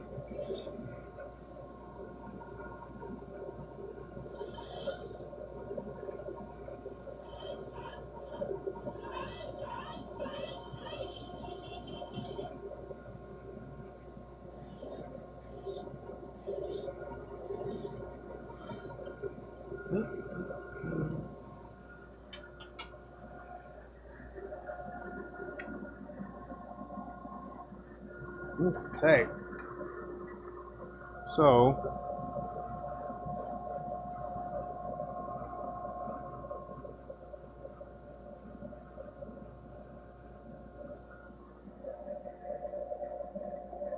you can see just a tiny little peep. No, you can't from there. I'd have to turn the camera up to the light, but there's a tiny little thing.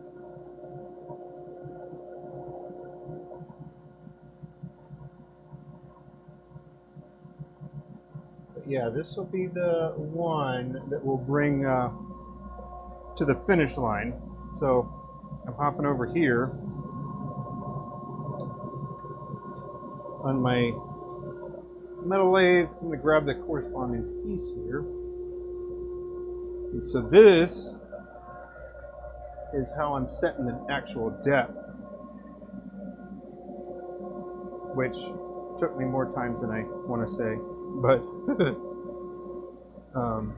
but the way that it is right now, it only goes right here, right? We don't want something that's that long. We want to take another ½ inch or so off.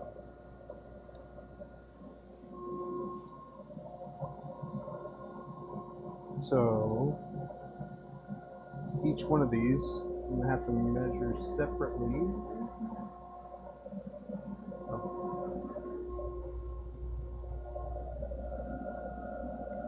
So again, it goes back to trusting your measurements and everything.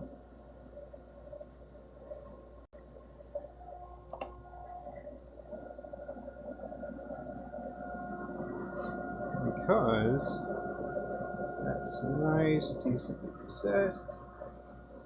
I'm going to go ahead and take a plunge dip here.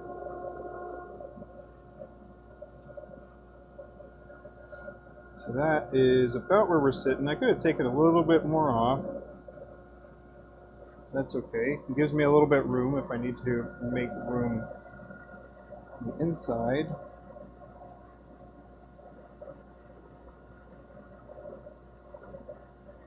Okay.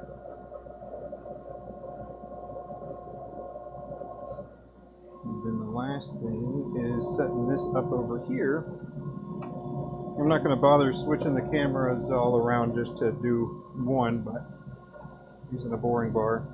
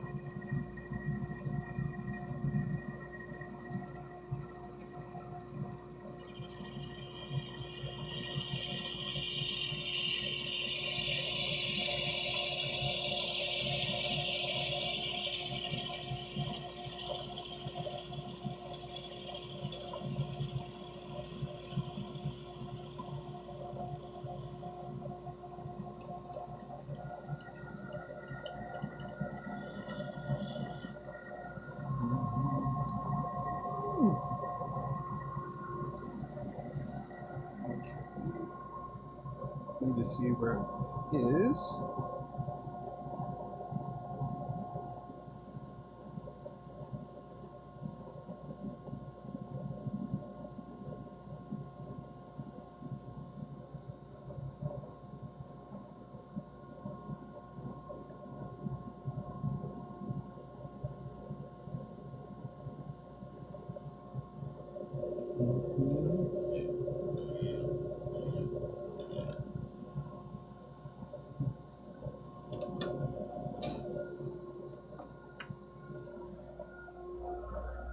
There we go. All right. So need to work it in a little bit, but we can see the this part is actually right here. So that measurement is this.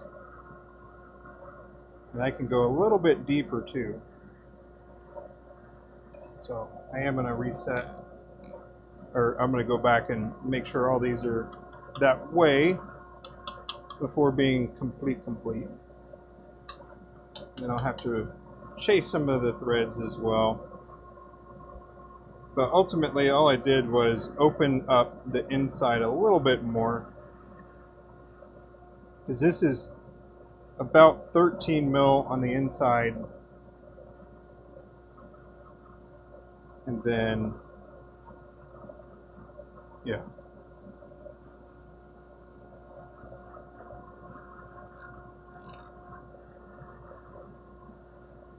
so this is basically the spot for the section. This is what dictated the actual size of the section that I was going to use, because I wanted it to be pretty much like that, except I'm going to bring it up just a little bit more so it covers up a little bit more. And then the posting is here, which is the target right here. But it'll actually go up a little bit higher once I drill, when I use the boring bar, and go up a little higher too. Which will, when I take the boring bar, make it go a little higher, it'll make the cap actually come a little bit lower on the barrel, which is what we want. But there, that is essentially how I did that. And then the overall length, if you're wondering, is going to end up being 5 inches once I get the last bit taken out. So we're at 5 1/4 is where we're at. But once I take that other part out, or take a little bit deeper rather, then we'll be right where we want to be. Who sells blank from a catalog? I'm not sure. I'm not sure. Man, I should have sent you some. Should have sent you some blanks. Anyway, that's the bastion. And then I just need to repeat that, you know, a couple, 2, 3 more times. And then we'll be set to do our release of those, which will be fun. I'm looking forward to see how those will be received. And then I'm excited to see when people get them in their hands and use them and stuff, because I really like it. But Lawrence, I might have to get back to you on that one.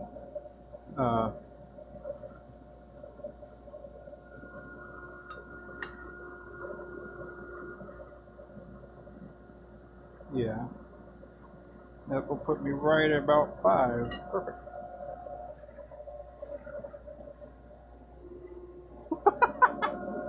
My garage is partially cracked, and I just saw a face down there under the garage door. That was weird, but it was a cat. Get out of here, cat. Anywho, let me go ahead and switch over. But I will get back to you on that, Lawrence. Yeah, let me get back to you on that. Let me turn this off too. But yeah, I had a good, productive day. Y'all are awesome. Y'all are awesome. Couldn't ask for a better core community. I mean, I could, but I wouldn't get it. But yeah, I appreciate y'all. I hope y'all have a wonderful evening, and I'll see y'all next time. Yeah, that's about it. Y'all have a wonderful rest of your evening.